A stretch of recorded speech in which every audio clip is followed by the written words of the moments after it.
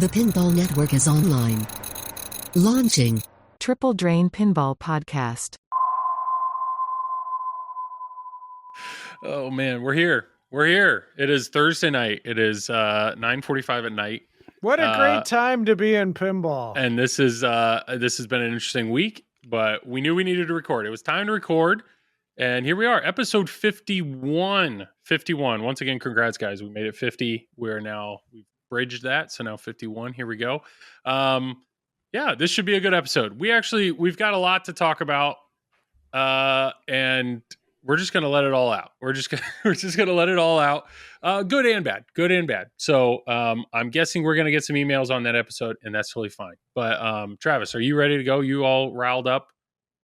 Joel, you are no longer the worst thing. So there you go. Oh, good. Wonderful. Tom, how you doing? I saw you lift that Prime bottle up. You got the electrolytes. Yeah, he's Is that the Logan Paul thing? Yeah. Is that what that is? Those influencers, those YouTube influencers, man. Who knows? Maybe I'll get a sponsor. There we go. Yeah. I like Logan Paul. All right, here we go. We're three guys who like to talk pinball, so we came up with a clever name. We're Joel and Travis Scott who talk pinball, and we call ourselves Triple Drain. We're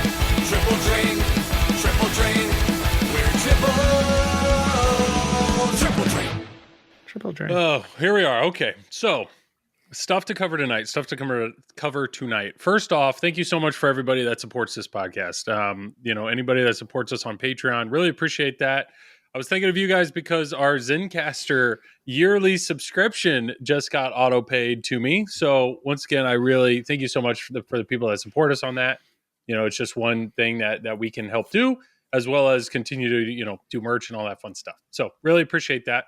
Also, thank you to all the people that write us emails. I do think we're probably going to get some emails this episode, just because, I feel like the industry is a little riled up right now. So feel free to share that feedback if you want. You can always email us at tripledrain@gmail.com, or just comment on the YouTube video. We read those, we react to those. Should be good. We did get one email, though, that I wanted to read because I thought it was a valid question. I'm curious what your guys' thoughts are. So Charles emailed us, long-time listener, first-time caller, got into pinball last year. I recently started playing in a few local tournaments. The venues that are hosting at are dimly lit, and there are times when the playfield light show causes me to completely lose sight of the ball. What are your thoughts on supplemental lighting in tournament settings, whether that be a headlamp like Andy Rosa uses, or I'd even seen some folks on Fox City streams that use little magnet pocket lights? So I thought that was a valid question. Michael Weinberg. Yes. So, Tom, being that you run Fox City streams, sure, what are your thoughts of supplemental lighting during tournament streams or tournaments?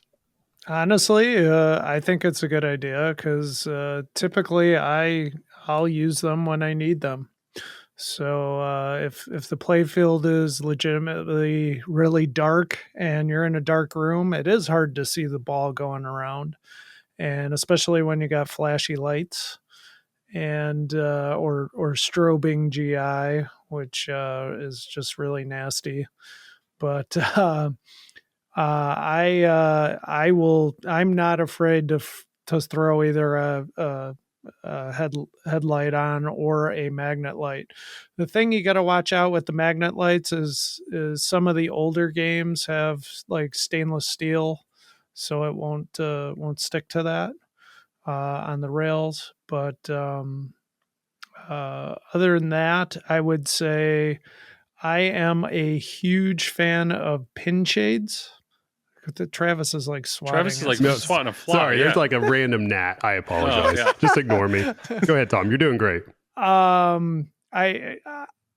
I have found pin shades to be really helpful when there is a lot of flashy lights and darkness.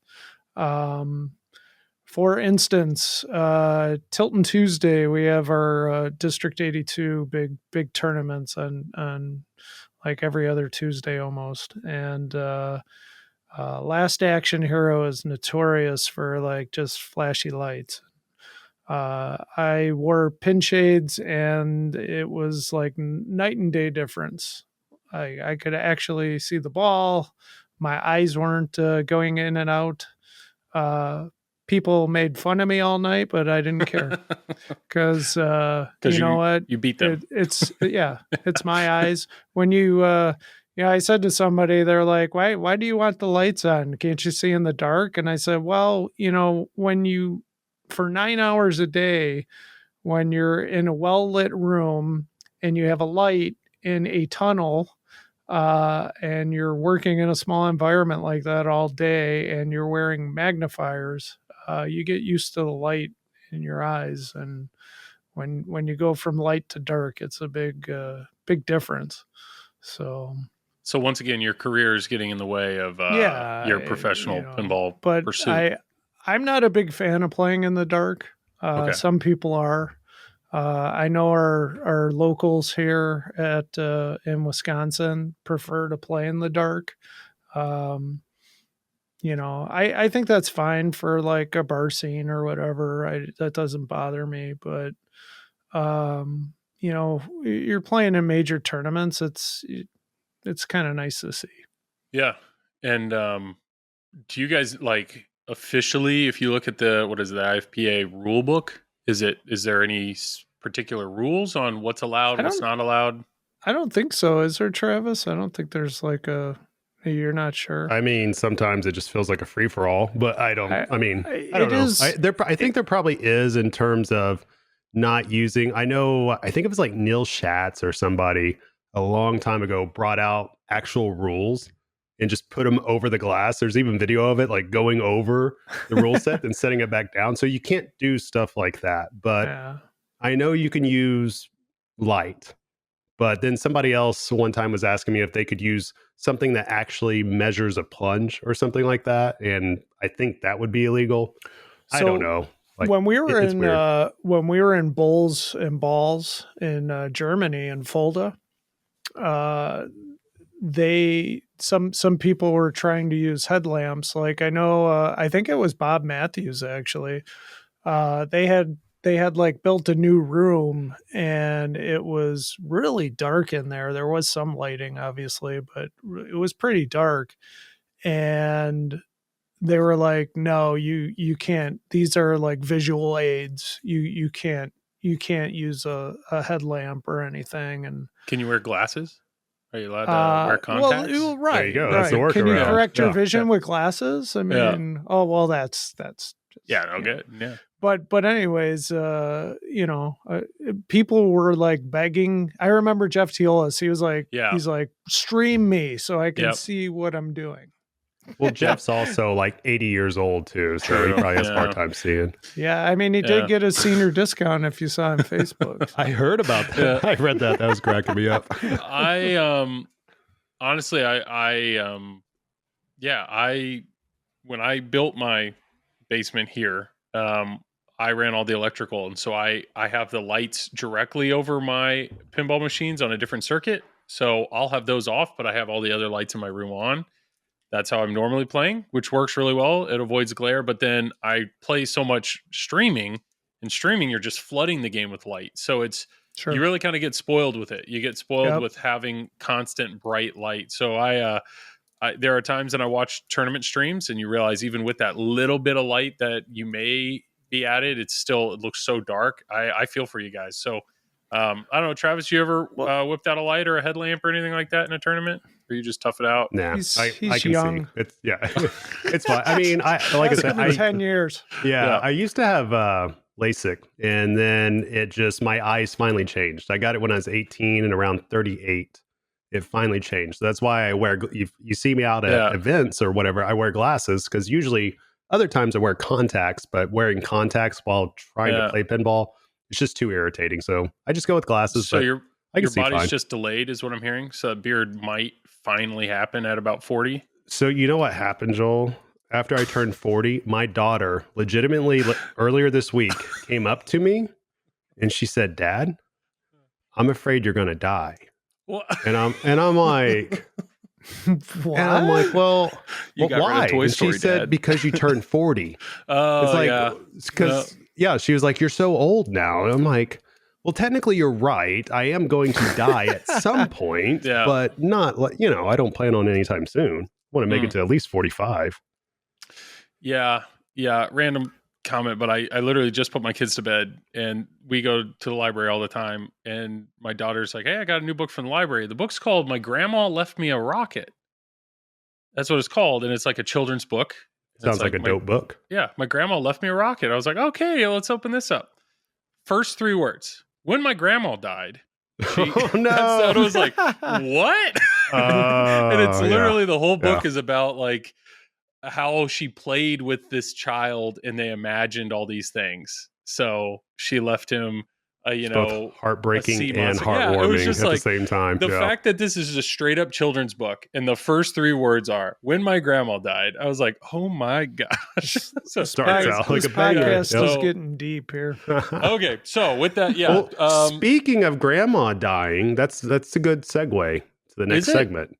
No, not at all, Joel. Like okay, GTF. Speaking of streaming with lights, there we go. That's a better segue there.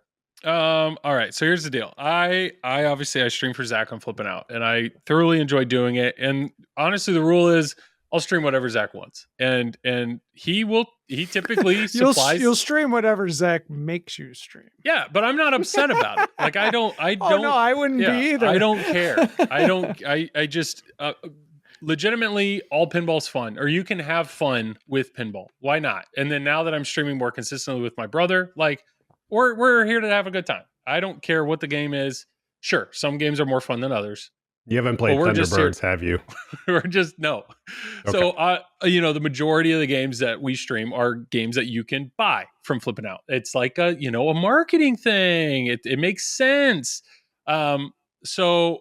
GTF obviously has been out well over a year, or I think it's at least a year. And he, that's just always kind of been there. It's always been like, well, if we have a little, we could stream GTF, it's just always been a thing.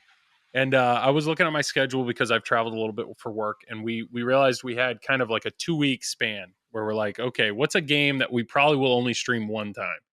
Because some of the games we'll stream it, try to discover it. And then the next time we stream it, we try to get somebody from the company on to help explain it a little deeper. You don't want to overstream it or people get bored. So we're like, GTF's probably a one and done stream. Zach warned me. A lot of people warned me, actually. A lot of people warned me when they heard I had a GTF to stream. Other streamers warned me. They just said, okay, if you're streaming GTF, be prepared to take the glass off. Be prepared for technical difficulties. Just be prepared. That's basically the warning I got. I was not prepared. I was not prepared for it. I was frustrated by the game before I even started. Capturing video was, for whatever reason, I have a nice capture card in my computer. I'm pretty sure it's the same thing that Carl D'Angelo uses. For whatever reason, can't capture that screen. It comes in at some strange resolution. I don't get it. Spent almost an hour of my life trying to get that working right before the stream, panicking. Gave up, put a video camera on it. Here we are. So I'm starting the game frustrated. I'm starting the stream frustrated. And it just went downhill from there.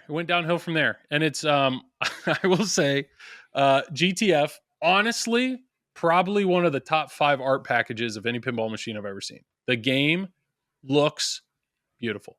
When I unboxed it, or not unboxed it, was Zach's personal one. And when I set it up down here, I'm like, this game's incredible. This game looks incredible. The tank, as dumb as it is, it makes it stand out. Like it has the treads. The lights on the tread are sound activated. I mean, it's just absurd. It's absurd all around. Have you folded it down yet to see it in its full tank? I have. And honestly, my kids think it's hilarious because they're like, what's the game? I'm like, well, this evil lady's trying to steal your cows to take your planet's ice cream. I mean, they're just... Did you let them ride on the tank? No, I did not. But missed opportunity. There was so much there that I was just like, this game's, I get it now. I get the potential vision. It's so crazy. It's one of those, this is so dumb or this is so crazy, it just might work. Just goofy fun is what it is. Yep. Yeah. And the night I set it up, I was playing it. I'm like, this actually shoots decent. Like every time I've played it, Tom wants a sponsorship by Prime. If we can make that work. You were like, with what you're saying, you were pretty happy about the game. You were saying some very good things about it in our chat. You were very fired up. Every and we time were happy for you, Joel. Yeah, everybody. No, I think you just knew. You knew it was coming. You knew I was. Yeah. So every time I played it anywhere, the flippers felt so mushy or so weak, I could never hit the ramp. And there's only one ramp in the game, and it diverts two ways, but it's kind of an important shot.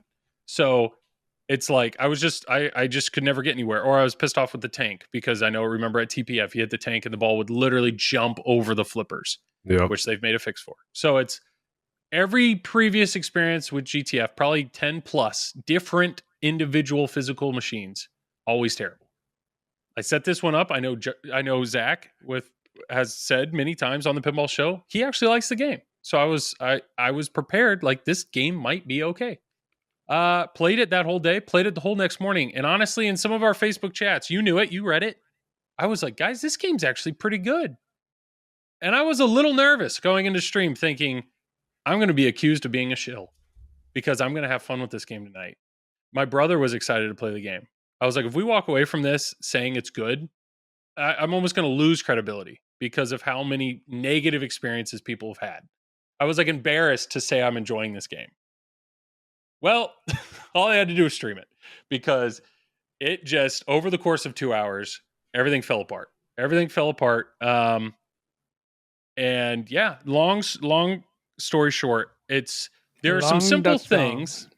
There are some simple things. When you say everything, because I haven't got a chance to watch, I've seen the highlights. Yeah. So I'll just ask, what was the first thing? Like, how long did you get to play before you were like, oh crap, something's up? Because obviously you got to play before the stream. Yes. And everything was fine. So that means you had game time on it prior. So what happened was I upgraded the code.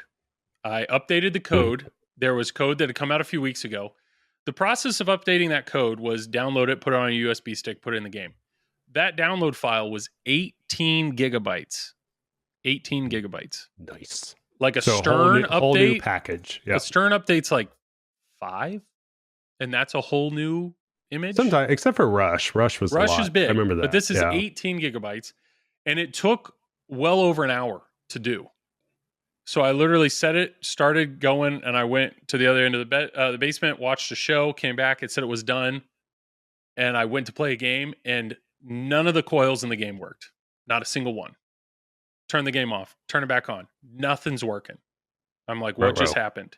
But the game thinks it's fine. It's not showing any errors. It's not saying there's any problem.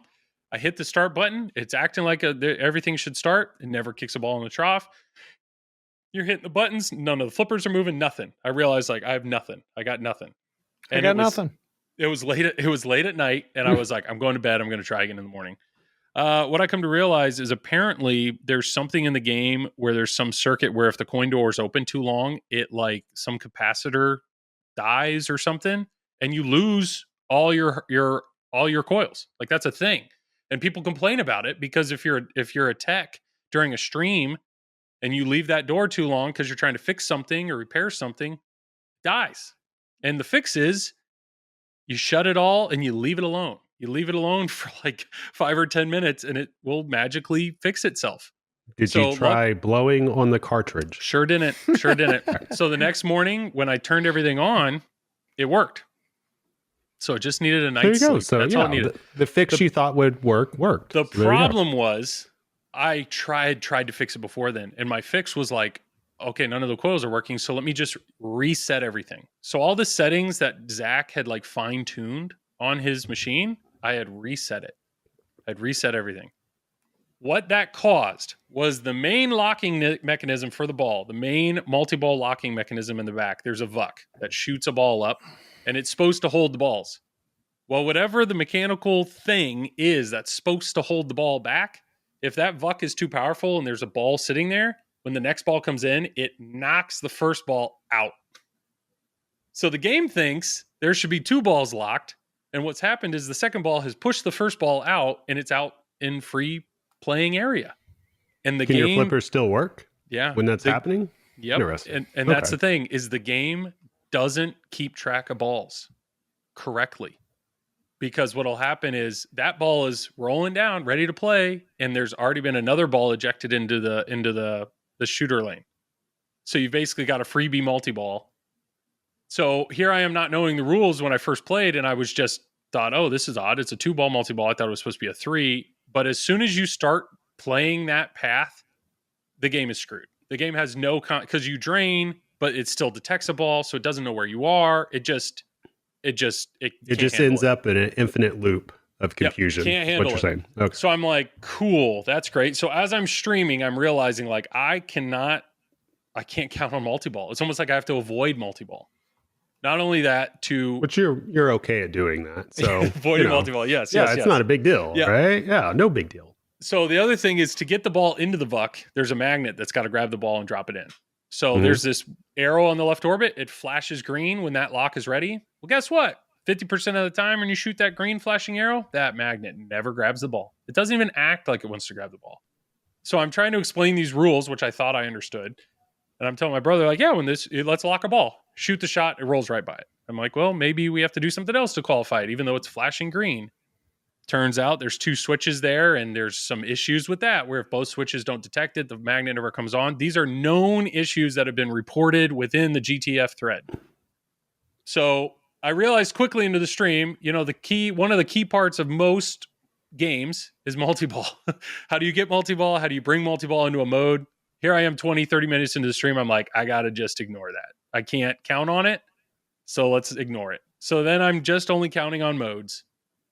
And when you're only playing a game with a handful of modes and that's all you can do is either bash the tank or play a few modes, and the number of shots in the game is rather limited. There's not a ton of shots in GTF. I don't know. We got to about 45 minutes in and I'm like, I don't know what else to do. I don't know what else to do in the game. You should have folded it up and rode the tank around on stream. That's what you should have did. Yeah. So the other issue with the tank is there's like 6 or 7, I don't know, maybe 6 tanks you're supposed to defeat. Defeating tank 1, piece cake. 2, not very hard. But as soon as you get to 3, the number of hits you have to put on that tank is insane. Like a little tougher. It is. Oh, it's like 20 plus hits. I mean, it's so many hits. That's a lot. Yeah. Yeah. Yep. And that's only the 3rd level. So I think I got throughout the night, I got through the 3rd one like once or twice. And it's just like, there's 2 more to go. And they're only just adding more hits to it. So it's just like, okay, well, trying to destroy all the tanks, that's not particularly fun. So where it really fell apart though was somebody on stream reminded us there's a co-op mode. So we spent 20 minutes trying to figure out how to actually do co-op mode. TNA for co-op mode, you push and hold the start button when you add a player. That doesn't work. Stern, you push and hold both flippers. Nope. Somebody says you got to push and hold like the right flipper. There's 2 buttons on the right and hit start. We tried everything. We were restarting the game. I think resetting the game over and over again freaked it out even more. Then we come to find out team play is a feature you got to turn on. So then we turned it on. Then we thought we were into it. We're like, sweet, boom, start. A menu pops up. It says, choose your team. We're like, we're in it. Player 1, I choose my team. Then I go to hit player 2 thinking I would choose their team. No, the game just starts. Reset. I mean, 20 minutes. We finally like, we're done with this. We're done with this. Just went to play a normal 2-player game. We get to ball 2 of player 2 and a window pops up that says, choose your team. No way. Yeah. Ball 2 of player 2 is when apparently that's the point where you choose your team. And that's where we realized, I think team play only expects you to have 4 players because that's the 4th ball. Oh. Ball 2 of player 2. That makes so it's sense. like, dang. Did they not think about what? Like, what is this? So it was literally stuff like that, one after another after another. And this is all on stream? It's all on stream.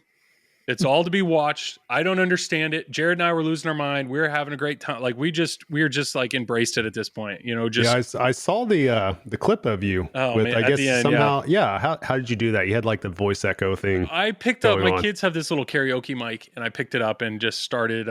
We just kind of started announcing our feelings, and like. Do you want to play a game that has a consistent, reliable ball lock?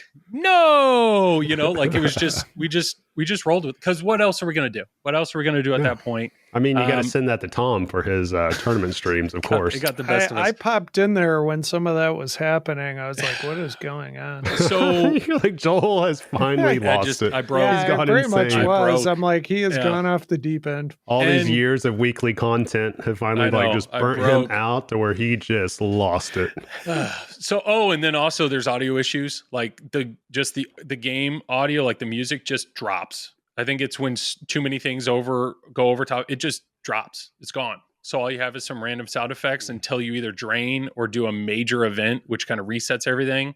So do you think all this is just because of the code update? Because it just seems like some wild issues for a game that's been getting manufactured for over a year. But that's when I dove into Pinside and found that somebody had clipped, I think it was Pinmonk had clipped my little rant at the end of the video, shared it, and multiple people were like, this describes being a GTF owner perfectly. Because honestly, every issue that we ran into are known issues. Really? And that was, so that's what I ran into, where it's just like the fact that the co-op mode or the team mode doesn't work in any sort of intuitive way makes no sense. And so that, to me, I'm not trying to be like a Debbie Downer or anything, but it's just like, you got to be honest about the issues. Yeah, these are software-based issues. And unfortunately, American Pinball, there are already 2 games. Valhalla, was that before GTF or after? It was before. Before. Okay. But it's like they have GTF. This was a software update that was supposed to help with some of these issues. But what I'm reading on Pinside is people have like submitted videos showing exactly this ball tracking issue. Like if this lock fails, it doesn't know this. And basically American Pinball's response apparently has been, well, we don't see that on our game, so it must be unique to yours. So it's like, or the audio dropping out, and they're like, yep, I updated my code. I'm reading this was a week or 2 old. I'm updated my code. Nope, audio dropping issues. Still the ball track. I don't know. So were people. Are you still having the issues? No, yeah. Have you tried to play the game afterwards? So one thing I did do was, and that's, I lowered the VUC power, and that helped because now it's not pushing the ball out as much. Previously, it was pushing the ball out 100% of the time. Cool. Now, so see, listeners out there, Joel is trying to come up with solutions. He's even gone to Pinside. Yes, I read things. Yeah, no. So I now it's like 1 out of every 5 times it'll push that ball out. But once it's out, it's done. Like you're screwed. You can't. Like the game doesn't know how to handle it. Right. Yeah. So it's just. I can see it. It's one of those things where I think that's my plea. That stream and some of the comments. There are GTF owners that are defending it. Like, I don't have these issues. Great. But my plea is like, there is so much potential in that game. And I just think American Pinball needs to pay.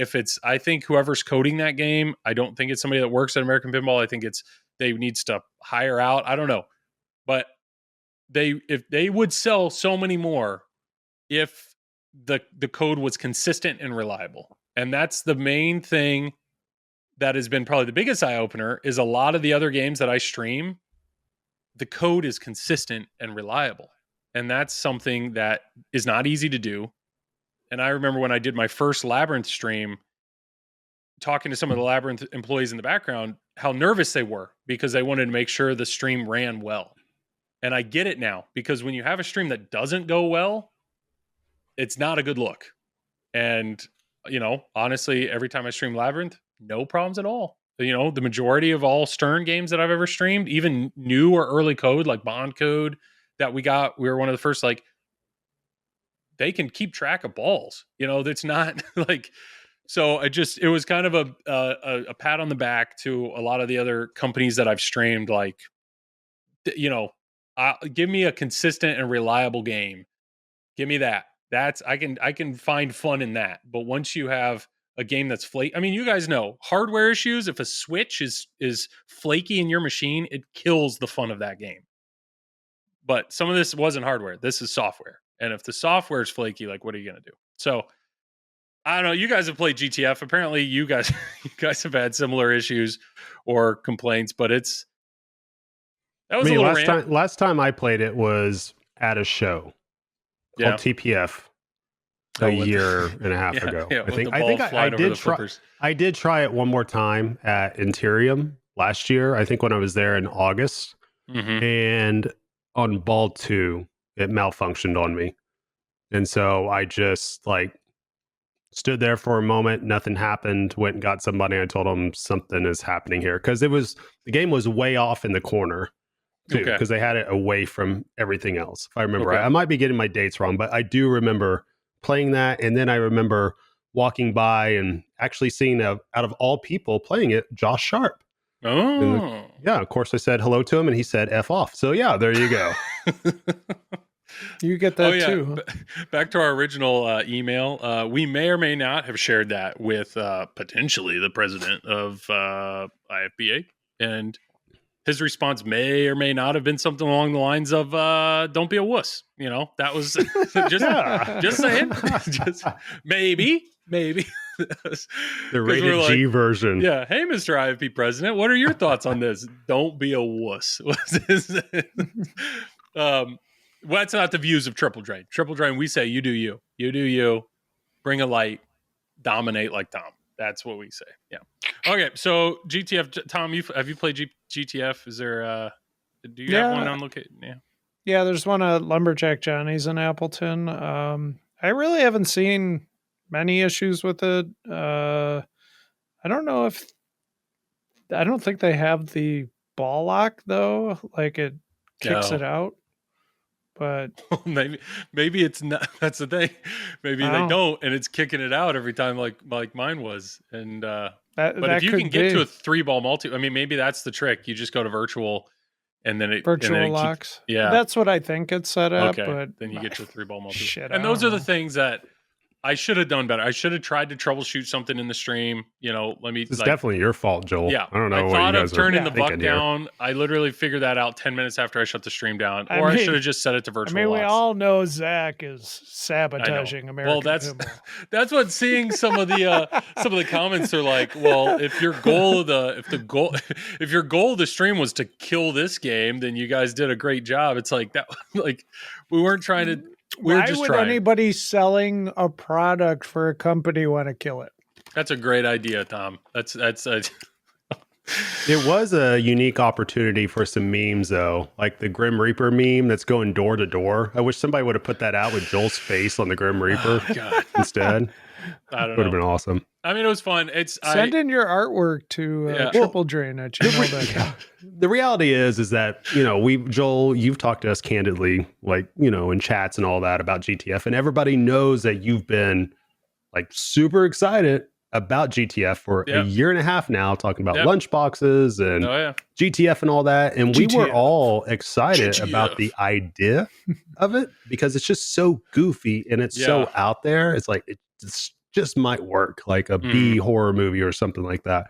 And the art looks fantastic. It looks great. So it does. Yeah, I mean, hopefully it gets figured out. Hopefully, like whoever owns it, hopefully they're enjoying it. Because I mean, you want to see pinball do well, but you got to be honest about what's happening. And it's kind of hard to, if a game's malfunctioning during the stream over and over and over again, there's over 100+ people watching it. And I can't hide things at that point. It makes it a little bit tough. Yeah. And that's what, I got multiple messages for it. Some, defending it, some like, thanks for putting this out in the world, because as an owner, I wish American Pinball would acknowledge these things. Then I had other people like, that's the best stream you've ever had. Like they're just, our misery. Sometimes when things go wrong. Yeah. It's best stream you've ever had. I'm like, okay, all right, well, but yeah. Okay. Well, that's enough of that. We'll just go ahead and get to our last topic. Our last topic is John Wick. Oh, we're almost done?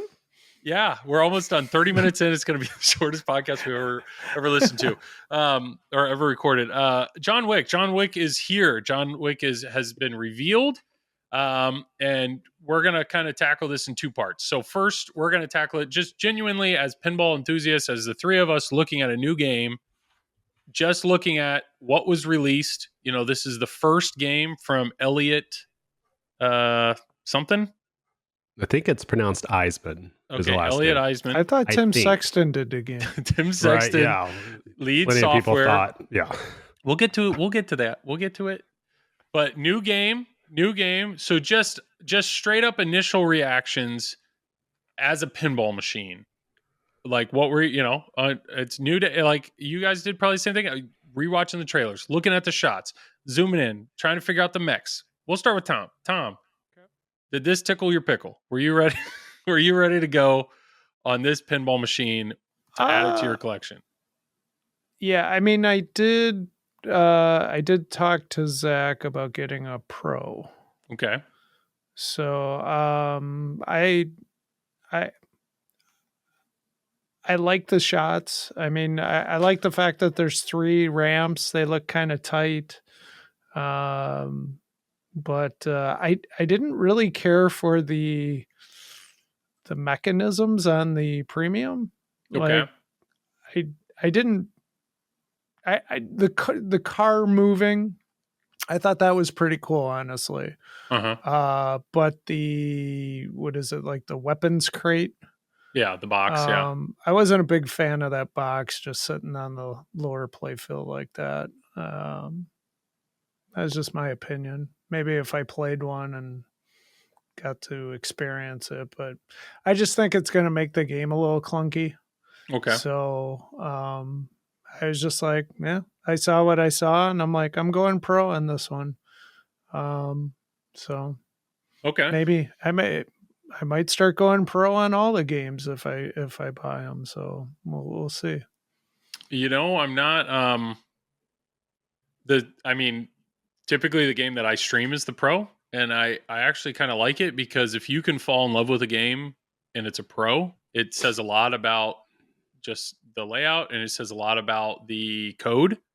And so to me, it's like if you fall in love with the Pro, there's a decent chance that then playing the premium or upgrading is potentially going to upgrade that fun. And that's at least how I felt about Jaws. That's how I felt about Godzilla. It's if you can fall in love with the Pro, like even Venom, I actually had fun on Venom Pro. And then I go to play the premium and the shots are now physically changing. And it's like, well, this is way better. So I don't know. For some people, it's weird though now how Stern's making them though. It used to be advantageous to get a Pro to almost try it out and then resell it if you would potentially get a premium. But now they're kind of doing it flip-flop. But anyways, Travis, your initial thoughts, just looking at the game for it being a pinball machine.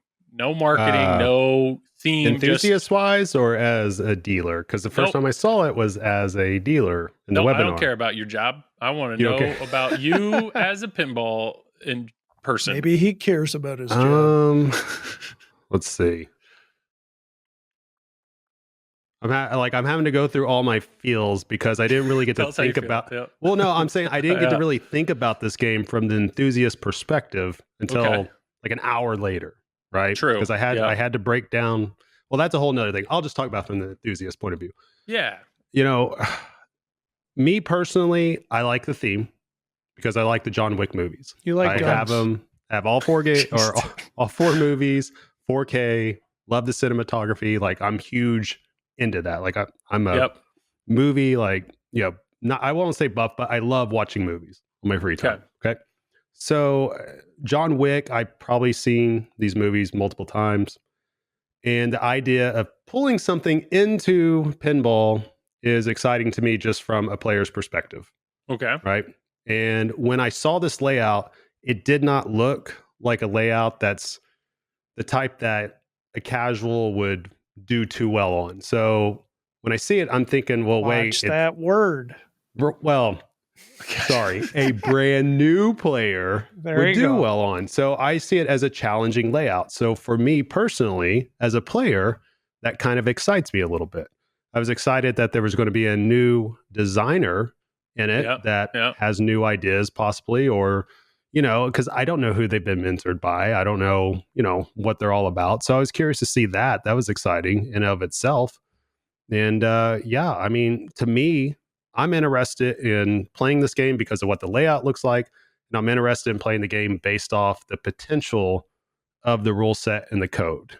It's fascinating to me how the AI combat system that they've dubbed, I'm interested to see how that works in relation to how the ramps work, since the ramps are the allies, and just to see how the enemies would react to that. So there's certain aspects of that caught my eye, I was interested in. And I do like the idea of where that shot is to the red circle area, the red circle club, just because it reminds me of the Kiss shot. It's like the, whatever it's called, the Star Child shot or whatever. Child. Yep. Yeah. So I've always been fond of that shot from John Borg. So something like that fascinates me. And it's just when I first saw this, I start really thinking about where I've seen some of these ideas at before. It's like the left ramp kind of reminded me of Foo a little bit, although it's way further up on the playfield. The right ramp kind of gave me Led Zeppelin vibes a little bit, just because it's a quick 180, you know, and I kind of saw some Kiss vibes. And then at the same time, I saw, you know, like a partial Venom type vibe just with the center ramp, just kind of where it's at and just how it goes around. So, you know, there's just certain things on it that seems familiar, but I am very interested to see how that right ramp really works, just because where that entrance is on the right side with the scoop, right? There's no orbit right there. It's just scoop and then those gold targets right there and then right ramp. Yep. So that's interesting to me. But yeah, just like Tom was saying, saw the premium, saw what was on there.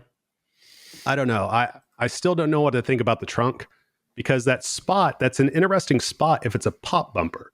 But that trunk, I don't know if that's going to react to anything at all besides just kind of thudding off it. I don't know yet. And I haven't really got a good feel of that beyond watching whatever gameplay's been available since then. And the only gameplay that's been available to watch has been on the whole influencer thing. We'll get to it. That's all I have to go off of right now. So the trunk, I know it registers hits. Like it is a bash toy.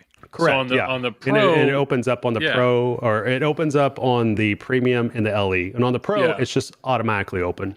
Yeah. Already. So I'm guessing on a Premium and LE, when the trunk is closed and it's down, it's not just a dead, like you're hitting a wall. Like I would assume there's some give or a little bounce, but I also don't think it's like pushing your ball away or anything. So it's probably like a hard target, like just a bash toy. Just like it's just like you look at this, it's your ball is going to be rebounding off a lot of different things, right? I mean, you do have your 3 ramps, you do have your 2 orbits, but most of the other time it's like you got the car bash, you have the captive ball at the building bash, you have the gold targets right there, you have the blood oath targets to your left, you have the trunk right there, or whatever you want to call it. So, I mean, there's just, it just seems like that there's a chance for some clunk that is there. But obviously it's meant to be that way, though. Otherwise, those things wouldn't be bash optional. So I am curious to see how that works when we see the gameplay and how that works when we get to play it.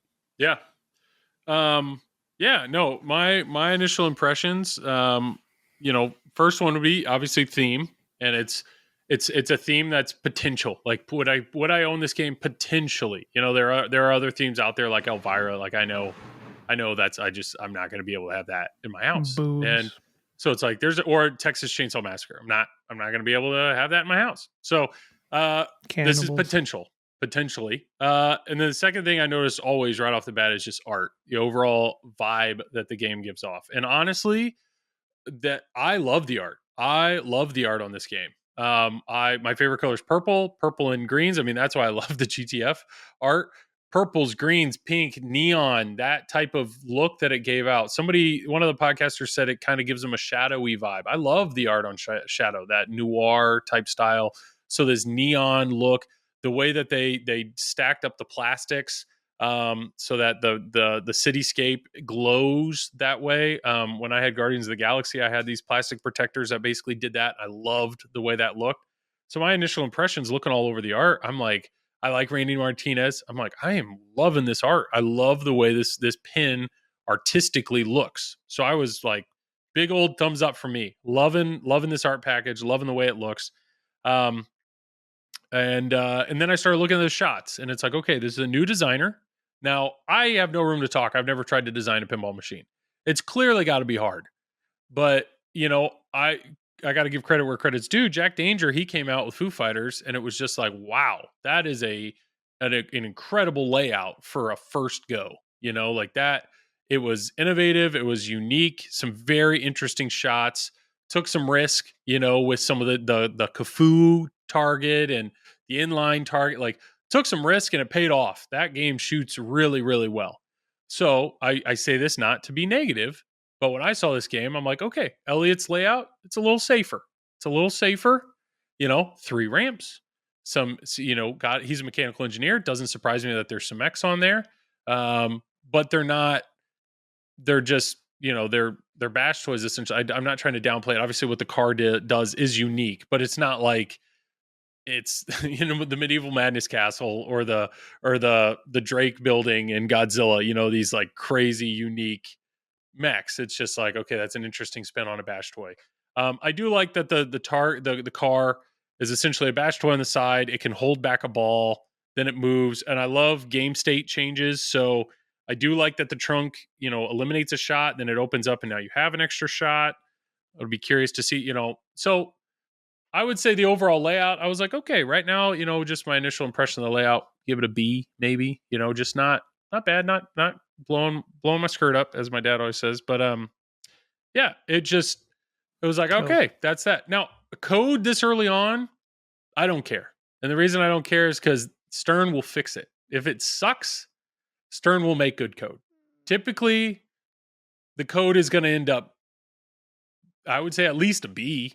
Like, Stern is very consistent at doing that. But they sprinkled in some good stuff with like the enemies AI, reacting to that. I thought that's like, okay. So depending on how you play, that'll be really interesting on how tournament players decide to, because you guys are all about your path. So it's like, do you purposely miss shots to make it easier later on? I don't know. Like, Escher's going to try to outsmart the AI and find a way to help him. I thought it said somewhere that if you kill enemy, or I guess if you defeat enemy, I don't know how they're doing on here. But anyways, once you defeat an enemy, I thought it said something to the extent that actually increases your mode value or your multi-ball value.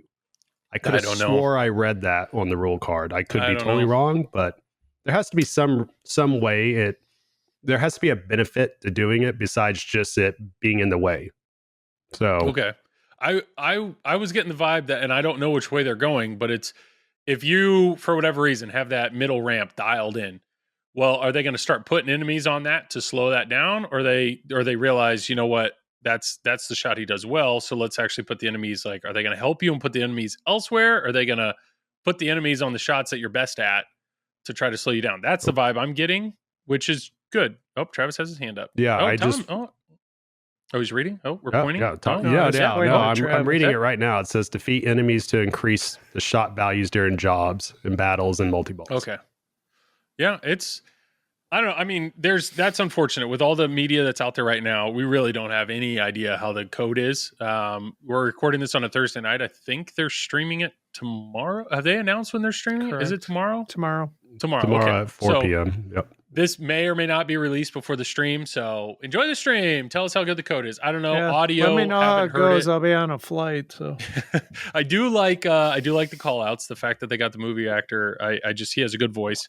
But yeah, I would just say my overall, coming away from reveal day, I was like, I'm looking forward to playing it. Am I pulling my wallet out? Is it a must have? No.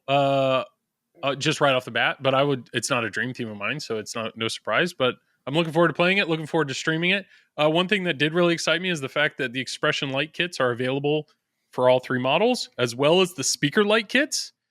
And if you think about it, if the speaker light kit is available for these games, I'm guessing you could buy a speaker light kit and put it in Jaws. So all you premium owners may be able to get the speaker lights to match the LE lights. I think you could probably do that. Just a thought. If I had a premium, that's what I would do. So I like that. I like that Stern is releasing those as additional accessories. So I came away, I've been on a business trip all week. So it was literally like, I kind of had to set aside 10 minutes to step away and watch this, but I walked away feeling good. And then I had a chance to catch up on it all later. And that's when I started reading all the other comments. So before we dive into those comments, anything else? Tom, you said you're interested in a pro. Is that right? Or you're thinking about it? Yeah, I'm interested in a pro. Okay. I think it's going to shoot well, honestly, but yeah, until you actually play it. So I that's the thing. I don't want to discredit, like, there's a lot of good here and there's a lot of potential to be great here. So let's not diminish that. I got till August to play it and get one. So. It's it is weird how they're doing the release structure. So, by that time I might decide I don't want it. True. Yeah. If you guys listen to this podcast for pure joy, positivity, and entertainment, thanks for listening. You can probably turn it off at this point. But if you want to hear some other opinions, go to our buckle up. Patreon. Yeah, go to our Patreon. Yes. You're going to hear some other opinions. Here we go. I was so surprised about the gun comments because I didn't notice it. I scrutinized the art. I did not notice. Did either of you guys notice it until you read a comment? I really wasn't paying attention. I just figured there were guns everywhere, so I wasn't even looking for it. All right, so Travis noticed it. I'm gonna be flat out. I'm gonna be flat out honest. Yes. In the middle of the webinar, I realized it. I was looking at it, and I was just thinking to myself, "No effing way." And I looked closer, and sure enough, I was like, "Oh my god!" And I immediately texted my work chat, and I said, "Oh shit!" Like I knew immediately. Immediately, as soon as I saw that, I knew that this was going to be a thing, and rightfully so, because there's nunchucks.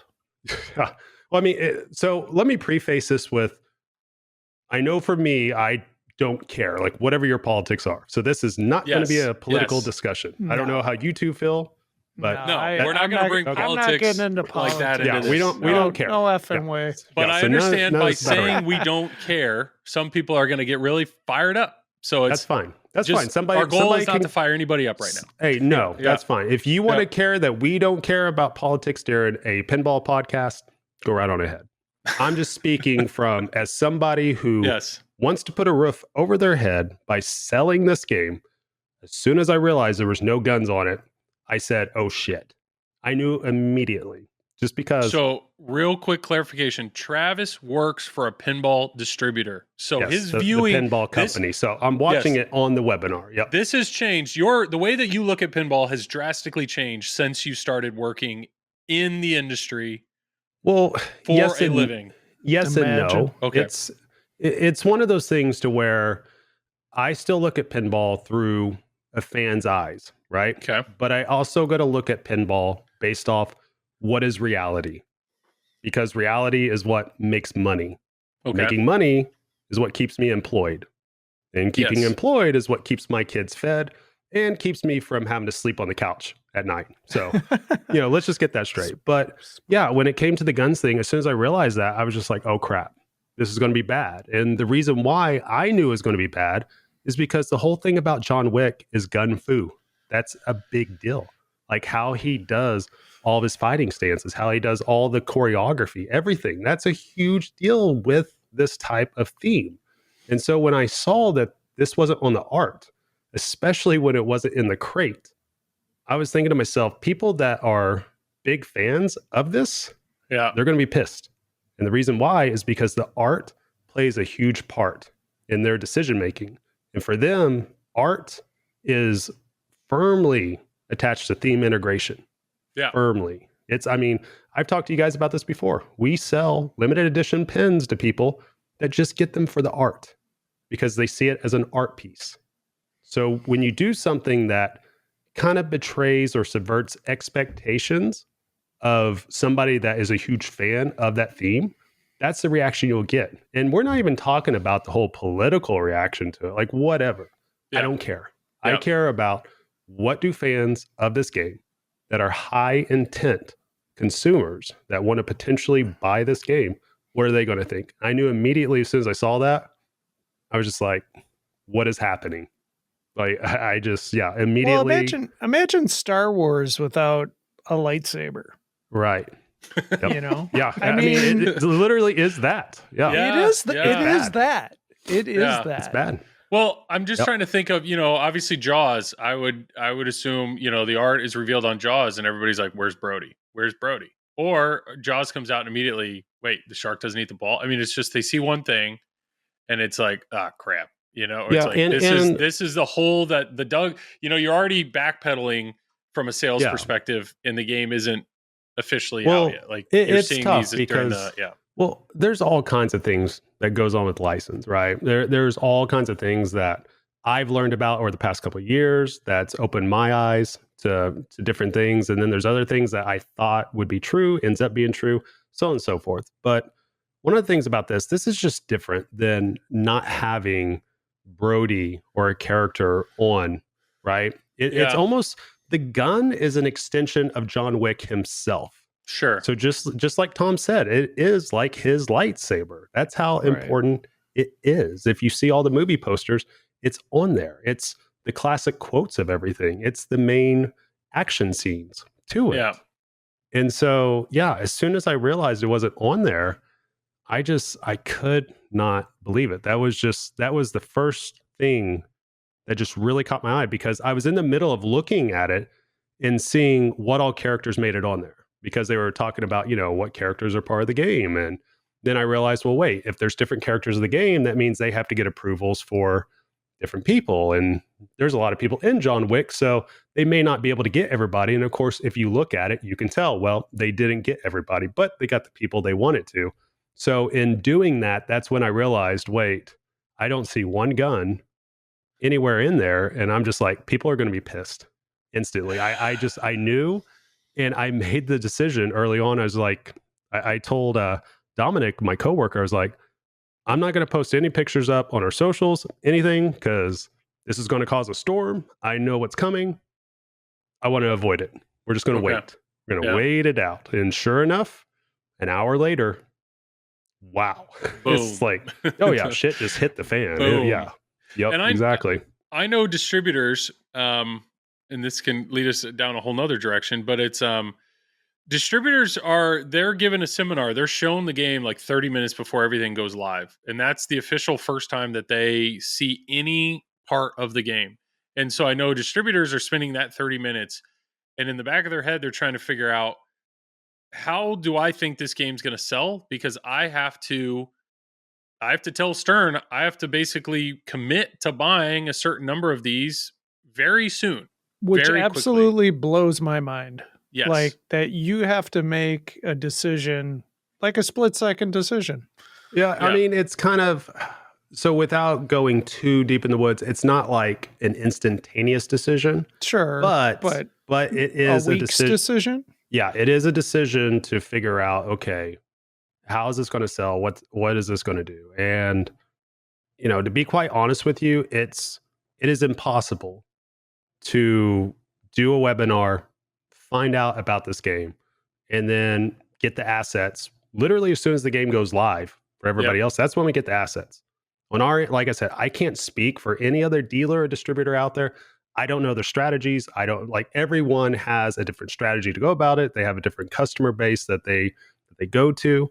For us, we rely heavily with online. We rely heavily on online marketing with search engine optimization spend. I mean, I'm telling you right now, we spend a lot of money on marketing just to get the Stern brand out and just to sell these games. So we have to make these decisions based on inventory levels, based on revenue, based on potential revenue, based on outflow, based on inflow. And so without getting in the weeds, it's just us trying to figure out how not to lose our shit or how to gain a lot of shit back. That's really what business is at the end of the day. But yeah, it's very difficult and it's very stressful to see everything just like come into us. Like right after we see it, we're trying to figure out, okay, how do we do this? How do we navigate it this way? How do we go this direction? And then on top of that, we're trying to figure out, okay, we got to put this on the website.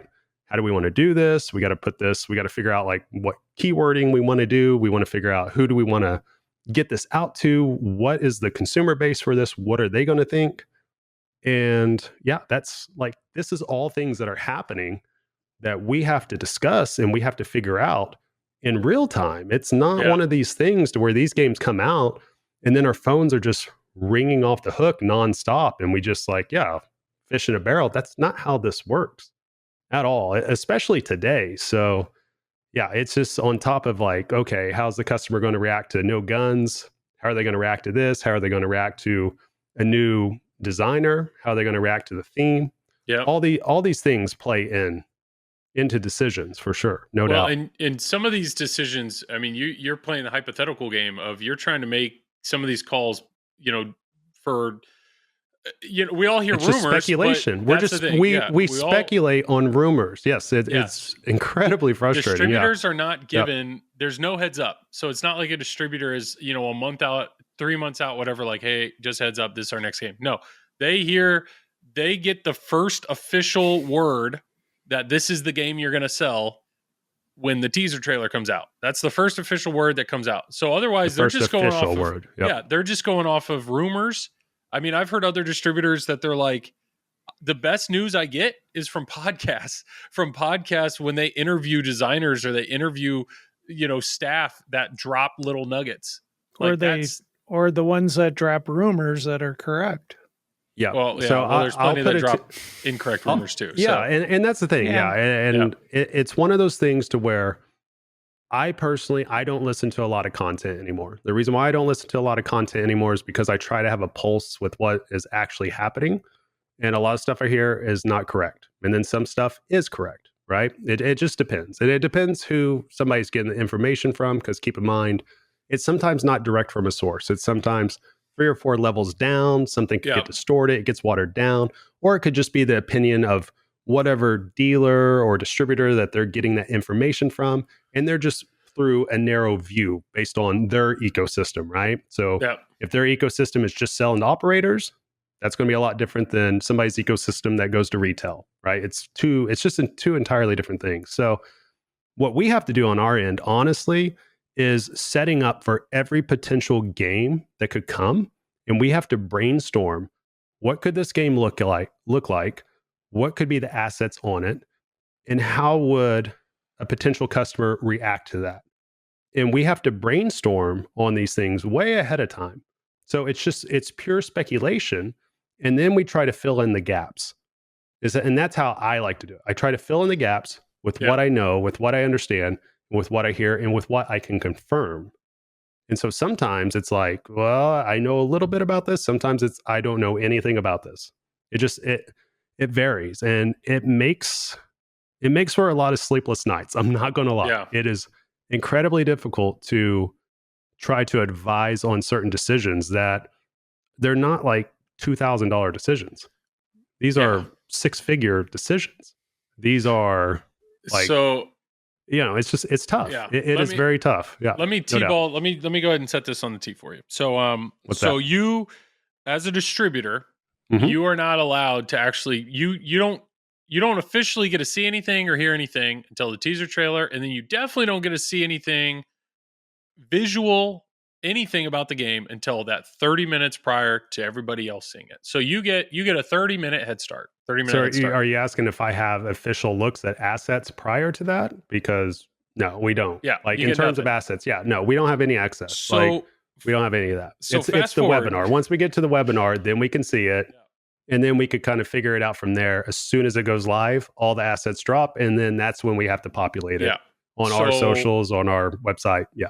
All that. So how does it make you feel knowing that Stern tried a new marketing technique this reveal, where they had media blitzes with different influencers in the arcade realm, where those influencers were given exclusive access to play the game, as well as exclusive assets to media creation and media, as in, here are high-res images, here's high-res anything you need, so that they could produce creative material that would drop at the same moment as Stern's creative material.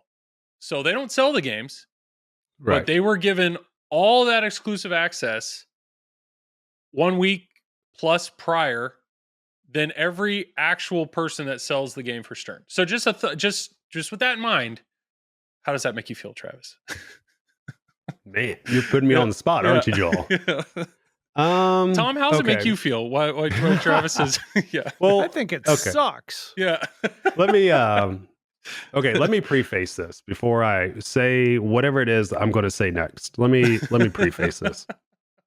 I don't have anything against the people themselves involved in any of this. If you're a YouTuber, if you're a content creator, 1,000%, you do you. That's awesome. If I would have got the call, I would have been there with a smile on my face. I don't fault anybody. If somebody gets called, they're just taking advantage of what's in front of them and the opportunity. I 100%. Do not fault anybody for that. I want to be crystal clear on that.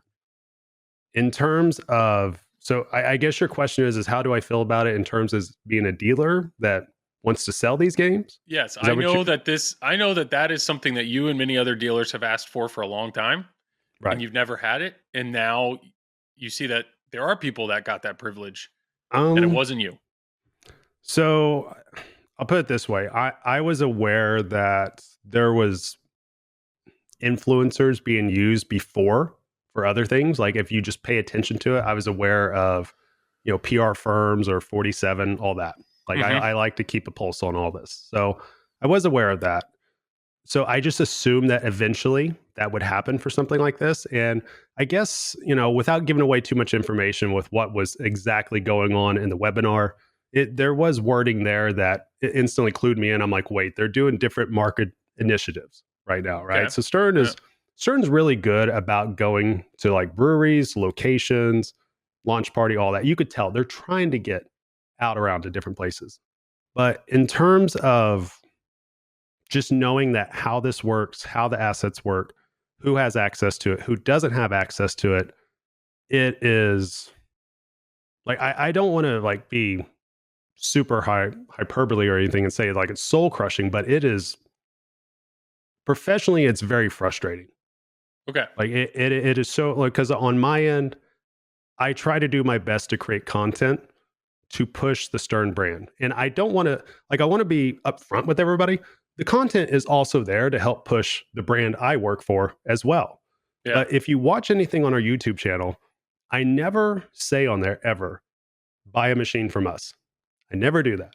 And the reason for that is that I want to try to create as much value for the viewer as possible, whether they become a customer or whether they just become a pinball fan and become a customer of somebody else. I'm cool with it either way. Sure. That is my goal, is to bring value, because I am so passionate about this, and the team behind me or with me, with the pinball company, they are passionate about it too. And I think there's lots of people that are passionate in the pinball community that work for the various manufacturers, that do the content, that get paid, by the manufacturers, or that work as dealers or distributors. We all love this, right? Or at least most of us. I'm sure there's lots of people out there that it's just a job, which is whatever. But yeah, it's really frustrating, because I personally, and I wish all dealers could do this, I would love to be able to have all assets ahead of time, create the content I want to create, right? Something that actually puts this pinball machine and puts all the effort that the men and women that have created this machine and put it in the best light possible for them. Not to like blow up my own ego, right? It's like, I don't care. There's lots of egos in this industry, and I know we joke about it all the time in this podcast, but honestly, like, I don't care. Like, if I was faceless, I don't care. Like, I just want people to get value out of pinball. I want people to enjoy pinball, and I want to make it to where people can learn about these games easier. I want people to be able to learn who the designers are, to learn who the coders are, to learn who the artists are, to learn about these people that are behind these games and love what they do and work their asses off to bring this to us. Like, that's what I want. So that's just kind of the viewpoint I'm coming from, because I realize if I had assets ahead of time, I could put this game in the best light possible. Sure. That benefits the designer, the coder, the artist, Stern, and us. Like, everybody wins. And the viewer would get a different spin on it, a different perspective on it. So that's kind of the way I look at it. So that's where my frustrations probably lie within that. So like, I don't know how else to say it. No, I think it's all completely valid. And the other side of that is, I'll admit I was jealous. I was jealous to see the people that were given access to fly out, record, interview. I thoroughly, I do feel like I actually have relationships with some of these people in the pinball industry, and I cherish that. I value that highly, and I love the fact that I get to stream things and create fun content. I know that obviously, like Tom does it, for all the women that flock towards him, but they also do it. He does it for the passion of creating high quality pinball content. The majority of what he creates is competitive, but I know I can right now, if George Fisher with Don't Panic Flip, Manu, Carl D'Angelo, me, Tom, any of these people that are constantly creating pinball content got that phone call from that marketing firm, we would have been there in a second and would have been able to have very educated, we're passionate about this hobby, good questions, know what to film, know what to show. And once again, I'm not trying to downplay the creators that did do that. If you happen to be one of those people and you're listening to this, that's all. That's so great that you got asked, and good on you for taking advantage of it and doing the best that you did. But those are the things that, like, that's what we do on a weekly basis. So was it surprising that none of us were contacted? A little bit. It is a little bit surprising. So was Stern trying to do something different with marketing? They knew we were going to create content anyways. That's what we do. We were going to stream it. We're going to do those things. So they're trying to extend to a new crowd, try to reach new people. That's fine. Right. And that's what was said a lot. And honestly, when I look at it, I don't see who was reached in this. And when I think about it from a content marketing point of view, right? I think about it from, okay, like I have to do this every day. And I've done this every day for 2 years. And it's figuring out who is our high intent demographic. And when I say high intent, I mean somebody that wants to buy a pinball machine. That's what I have to figure out. And then on top of that, the reason why we have our content the way we have it is to help people who discover pinball and to get hooked on pinball. Okay. Because that's what we need in order to survive. In order for this industry to truly survive, it has to have new people come in. You cannot stop that from happening. And so when I see what Stern is trying to do with this, that's my assumption. With how they went about this rollout, my assumption is that they are trying to go after a new audience. And I could have swore I might have even saw, maybe it was George Gomez. I don't want to talk out of turn or misquote somebody, but maybe somebody said that they were going after a younger demographic, right? So the pinball industry has this backwards. I see it all the time to where somebody says, this is an old man's industry. And we always hear race get thrown into it, old white man. Confuses me because I'm biracial. I don't know if people realize that, but but you're old now. So yeah, exactly. It's you. It's still you. It's just, it's so weird to me when we go about this direction that it's a lot of times it's not just age. The segmentation is way different than what people realize. It's truly based on income in a lot of instances. And it's based on where people are at in their lives.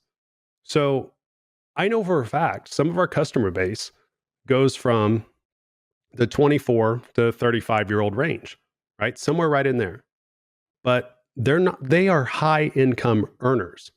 And they have certain behaviors that we have to identify why, how they are the way they are and why they are the way they are. Sorry. Remember we talked about the shitters right above me? It's the robot voice. I can hear it. That's great. Wife's taking a shit upstairs. Go figure. But come on, Monica, we're recording. Exactly. Hold it in. But it's a segmentation, right? We're talking about high income earners. Yeah. Okay. And if you're younger and you're a high income earner, I'm sorry, but you're not sitting there just watching videos on YouTube all day long, right? And if you are watching videos on YouTube, you're focused on tech. That's what they focus on, is tech. And then if they do consume any other content, it's either based off Facebook or it's based off TikTok. Those are the two things. And so when I see the audience that they went for right now, it's just, that's not a buying audience. So I have to think logically about this, that they're going after people that they're hoping that they can introduce them to the Stern brand, right? And get them hooked onto pinball. And that's a long-term play. That's to get them to convert to a customer 5 to 10 years from now. That's not for them to convert to a customer, because I watched all the content. None of it was about converting right now. None of it was aimed at that, right? Because otherwise the content would have been presented a lot different. The directive would have been a lot different in how to present this, right? It just kind of seemed like there's gameplay. It was overview. It was, hey, look at that. That's what it was. And that's fine. It just, you always have to ask yourself, and we talk about this all the time in business, you always have to have a why for why you are doing something. If you have an idea, if you have a project you're doing, if you have like some path that you're going, why are you doing that? And then you look at it from a 360-degree point of view, or a compass view, north, south, east, west, that you got to answer the question, why are you doing that? How are you doing that? Is this good? Like, what's the good stuff that comes out of this? What's the bad stuff that comes out of this? What's the opposite way of doing this? So that way you can see it from every single point of view. And that's the way that we approach it. And that's the way I approach it. So that's the way I've looked at this situation, is seeing it from every point of view. And the only thing I can think of is that this was just aimed at just throwing a net out there and trying to find somebody that was young that might be into pinball. And when you do something like that, what actually ends up happening, it's not that people out there were influencing from Stern. I think it was Stern influence for them. Because, I mean, who's going there to watch it? It's going to be a lot of pinball enthusiasts. And then you see all them, they're all pissed off about it. And it's like, I don't know if people should be pissed off that there is people that have access to the content. I think it's right to be annoyed, upset, whatever you want to call it, that you don't have access to that content. And I get why they didn't use like pinball creators with that. Sure. Because again, that tells me they're trying to go outside that, right? But what's the why? Are they wanting to introduce a Stern brand? Are they wanting to push John Wick?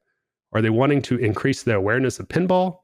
Or are they wanting to increase the awareness of the people behind Stern Pinball? Because you saw, Seth Davis was on a lot of stuff. You saw Zach Sharp on a lot of stuff. Is that the goal?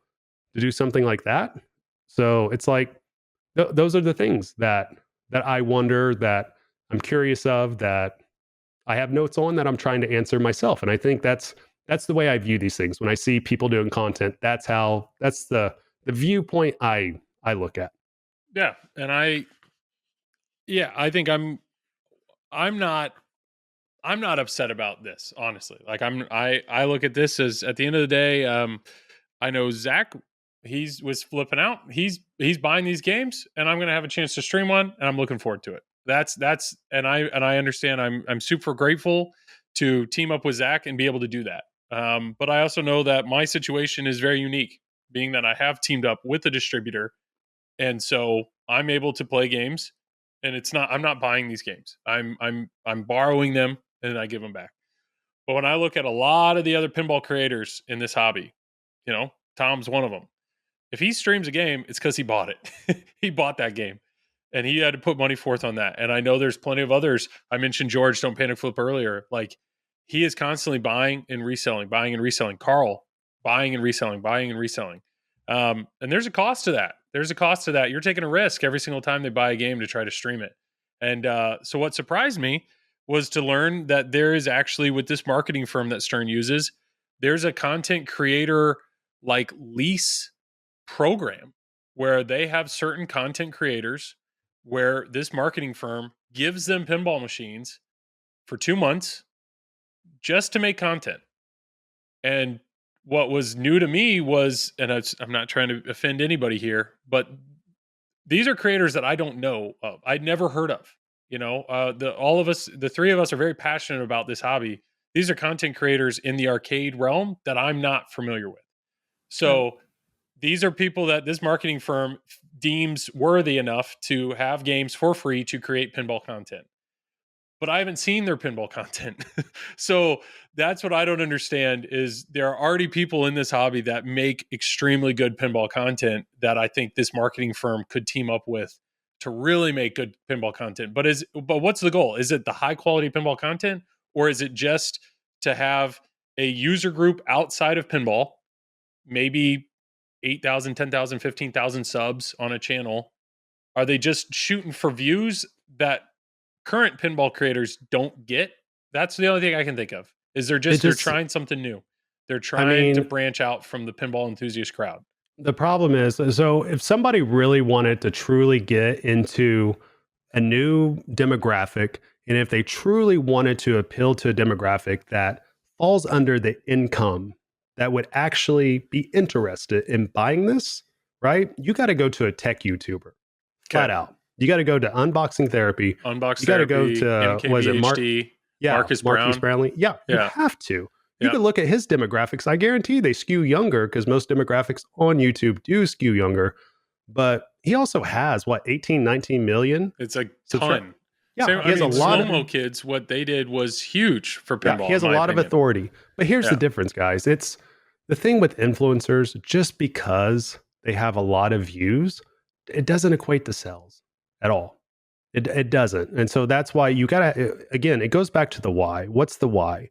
And I don't believe using influencers is aimed at creating a condition for more pinball sales. I don't think that that's why. If it is, it's missing the mark completely. That's why I don't think it's happening like that. I think it's specifically designed just to get pinball out there, to get people to realize it's a thing. But, if you're going to do that, you have to reach out to tech people. Like we've seen the slow-mo guys do it, right? Sure. We've seen, what was it, Adam Savage do it on Mythbusters. The Tested Crew, what they did for Labyrinth. Yeah, you've seen, awesome. What's his name? I don't even know if he's been reached out to, but the Twitch streamer, that's, Shoutout, right? Yeah. Who's a big time Twitch streamer, for first person shooters. So again, it's like, okay, what are their core demographics that are watching this? Are they going to be somebody that would be interested in pinball in that way? And are they going to follow their journey, like start their journey right there and eventually 5-10 years from now convert to be a customer? Because it's a long journey, right? So you're trying to get that hook point. You get that hook point, then you keep going with it. And to me, the only way you truly get that hook point and you truly get known is you send out pins to the tech guys, to Mr. Who's the Boss, to, like you said, Marquise, and you do it with everybody. That, to me, that would make more sense more than anything. Yeah. If you're wanting to get seen, it has nothing to do with, again, subscribers or, views at the end of the day. Cause I'm telling you, it doesn't push the units regardless. It has everything to do if you can go to where the income is. Sure. Right. If you go there, that's when you get potential for conversion. Otherwise, if you're not, well, you're doing it for a whole nother reason. Yeah, I have no marketing background, so any of my thoughts are just my own. I have no foundation here to build onto. But the reality is, as much crap as I give Travis, this is Travis's job. So I actually trust his views on this. And when it comes to just pinball or people playing pinball, Tested, I have watched Tested, Adam Savage Tested for years, and I used to listen to their podcast. And there was actually a guy on the podcast, his name's Jeremy. And that was before I was into pinball. I remember Jeremy is into pinball. He operates games. So the Tested podcast gets a ton of listens. And whenever a new game came out, Jeremy would have a segment of explaining the new game. So he was one of the first people. I'm like, why in the world is Jeremy not one of these people? Like, that's who you give the game to. Like, he already has the fan base. He already actually has the passion for pinball. He's been in it for years. Like, that's the guy you want to give a pinball machine. And then some of the other things I've seen on YouTube, people know I love turtles. And so for some odd reason, I've started going down the path of like these toy collectors. And I saw this toy collectors, this guy traveled around and filmed some of the biggest turtles toy collectors around the US. And multiple ones, have rooms full of the Turtles action figures. Multiple ones all have the Turtles arcade cabinets. And they both said, like, I have the 2 arcade games, but the game I don't have yet is the pinball machine. Like, they know there's a Turtles pinball machine and they're going to buy it just because there is a Turtles pinball machine. So that, to me, I realized in that moment, like, when Turtles came out, why did Stern not reach out to any of these toy YouTube channels? Like, hit the demographic of Turtles. So I'm not, I don't know if Zach Sharp listens, and I'm not trying to tell him how to do his job because I don't know at all. Plus, too, we don't know who said no, right? We don't know who's been approached. True. A lot of us, and I can tell you straight out, I don't have that type of communication with anybody at Stern to even know what the strategy is. We're doing our own strategy. And anything that I talk about here, this comes from my background of 20 plus years of doing my own businesses. I mean, a little bit about me. I did business, right? In college, did all that, dropped out because I was like, you know what? I don't want to finish this degree because I don't want to go work a 9 to 5. I want to work for myself. And I always want to do just entrepreneur stuff. So that's all I did, right? Own my own business, have sold my own businesses, been an angel investor, had angel investing, and I've been fortunate enough to get myself in a certain position in life with Monica. But along with that has come a lot of idiot tax too, to where I've done some dumbass stuff, right? I've made the mistakes with marketing. I've made the mistakes with inventory management. I've made the mistakes with investments. So I have the scars from that experience. So that's the background I come from understanding what has worked, what hasn't worked. And I spend every day studying this and trying to figure out, okay, what is going on with pinball? Because I wanted to come to pinball because I saw a gap that I don't know who else sees it or whatever, but I saw a gap there. And when I've come into it, I still see it. It's still there. And it's happening right now with this game. It's just, it just looked like a great challenge to come in, do something that to where I could apply what I know, what I understand, along with what I'm passionate about. And so when I see these things just happen, it drives me a little crazy sometimes, right? So I wish it was different. It's not, but all I can do is control what I can control. And that's what I will continue to do. And as of right now, the way that this game's going, we need to figure out a lot of control. Let's just put it that way. Okay. Yeah. I mean, yeah. Travis doesn't have all the answers. He doesn't know how to solve this, but I do think you do have a valid enough opinion. I don't have a valid opinion. Sorry, Tom, you don't have a valid opinion either, but it is interesting on the outside looking in and seeing how upset some of the distributors are getting. That to me, Stern is not. What about the collectors? Yeah, I was about to say there's a whole other issue right now besides that. Yeah, we can get into that right now. To finish my thought, what I was saying was just like Stern's main point of sale is to the distributors, right? And so we've been talking about this for multiple releases that there was a time where the distributors couldn't get enough machines. Gimme. I don't care what it is. Gimme. I'm going to sell it. And then things started to slow down and they got a little more, but they were still taking it. They were still taking the games. And then unfortunately with some of the recent releases, distributors have too many games and now they're picking and choosing how much they take. And so that is, as a collector, if the people that are actually selling you the game are struggling, that is going to hurt us. And that's something that I just hope that Stern can figure out that relationship to make that better. You're getting it. Yeah. You're getting into something else now though, right? We're talking about now how well is John Wick selling, right? And how everything's doing. Okay.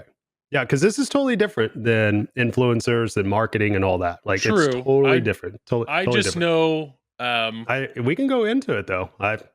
Open book. Well, if you want to talk about how John Wick's before we go into that, because maybe people have fallen asleep, because they don't care about the business. They're the collector. They're caring about themselves.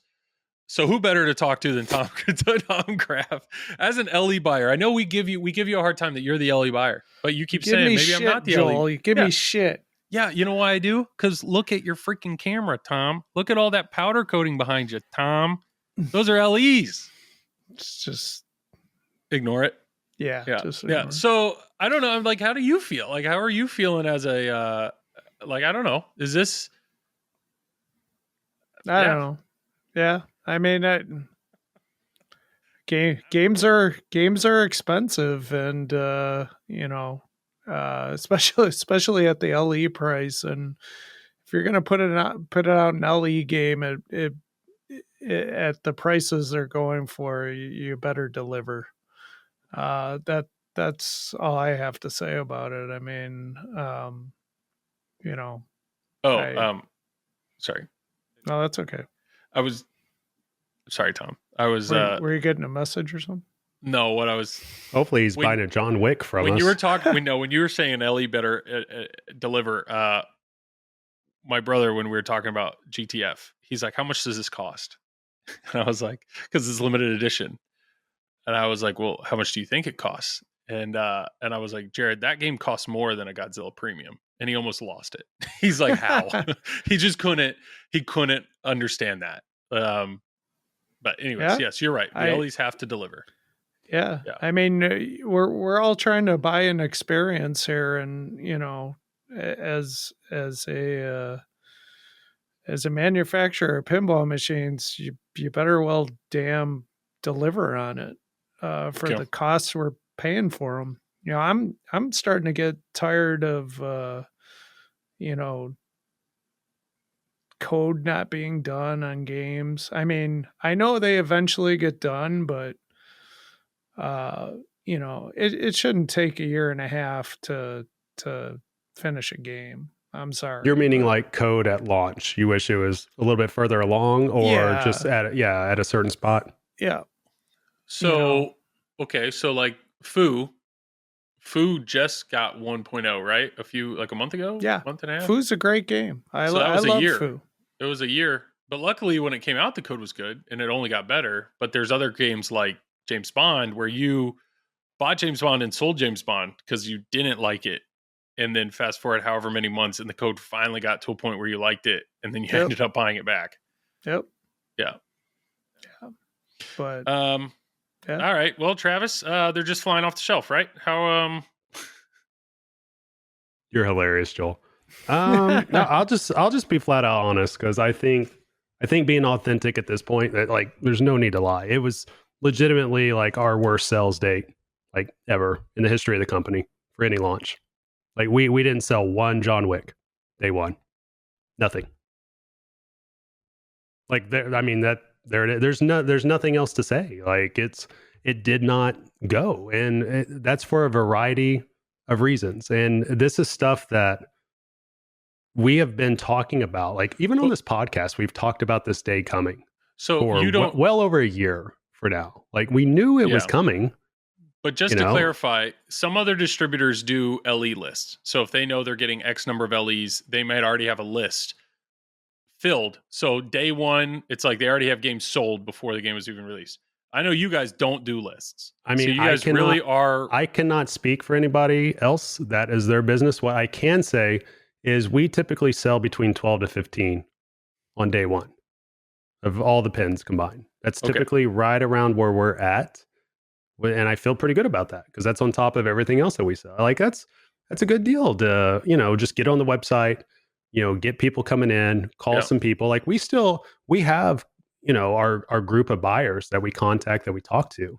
But no, this right here. And we're legitimately at free ship. Like we knew that we needed to get this product priced correctly to get it, because it's not a theme that has any nostalgia for people. It just doesn't, and I don't want to sit here and bullshit people and tell them, it's going great. It's not a knock on the game quality itself. It's just a fact. You own all 4 Blu-rays, Travis. You have them, all 4 of them in 4K. Right. But again, it's based on, like I said, I like the game, right? If I was out there and not working in the industry, I would probably want to buy one. Right. But that doesn't, just because the theme is well liked doesn't mean it's going to work for pinball right now. Right. If you're in the 80s and 90s, that's the sweet spot. Like people got to feel nostalgia for stuff to spend this type of money. It's a lot easier to spend $100 on something that's kind of newer, right? On a theme or whatever, like a little statue to put up on a shelf or in your corner. Yeah. But asking a lot of people to get a premium product, that's a big ask, and that's incredibly difficult to do. And I don't know. Like my thought process is knowing what buyer tendencies are, knowing what themes that they've asked about, knowing what themes that they search, because that's huge. Like knowing what they look for. Like John Wick doesn't come close to that. And it was the same way with Venom. Just like I told you guys before, Venom didn't touch that either. So it's just. So why did Jaws sell well on day one? Was it nostalgia? Nostalgia. The fact that it's Keith Elwin. Let's call it what it is. Like Elwin has turned this industry upside down because it's an event. Every single time he comes out with a cornerstone, it's an event, right? Yep. That cornerstone is priced exactly the same as everybody else, right? Yeah. So this, like even John Wick has a brand new designer, first ever game that they've designed. That's priced exactly the same as Keith Elwin's fifth cornerstone. That's not a fair battle. Like, who do you think's going to win that battle every single time? It's going to be Keith Elwin. So, like, it's not even a question. It's not to say, like, oh, it's a guaranteed that Elwin games will sell out. It's not, like, nothing's ever going to be a guarantee, right? But he also has the credibility behind him and the clout behind what he has done. That makes it a lot easier. Somebody can come in, like, we have people that come into our showroom that will they'll look at a Jurassic Park, they'll look at a Godzilla. And I've been asked this question several times. Why does this game look different compared to the other ones? And those are people that don't know the designers, don't know anything about pinball, but they ask, they can just tell he has the it factor. So yeah, that's the difference there. And so when somebody has the it factor and they're priced exactly the same as everything else, like, yeah, it's like the better design is going to win out. The person with the reputation is going to win out. So, that's just how it is. And I asked this with no offense to Elliot, but if Keith Elwin would have designed John Wick, that's it. Do you think sales would have been better today? I think it would have been better. I don't think it would be a sellout. Okay. I think it would be better. But, like, because, well, like all the videos that came out, like a lot of people thought Tim Sexton designed the game. They didn't even realize it was a new designer. Yeah. Yeah. I don't know why Stern didn't. Maybe Elliot doesn't want to be in front of the camera.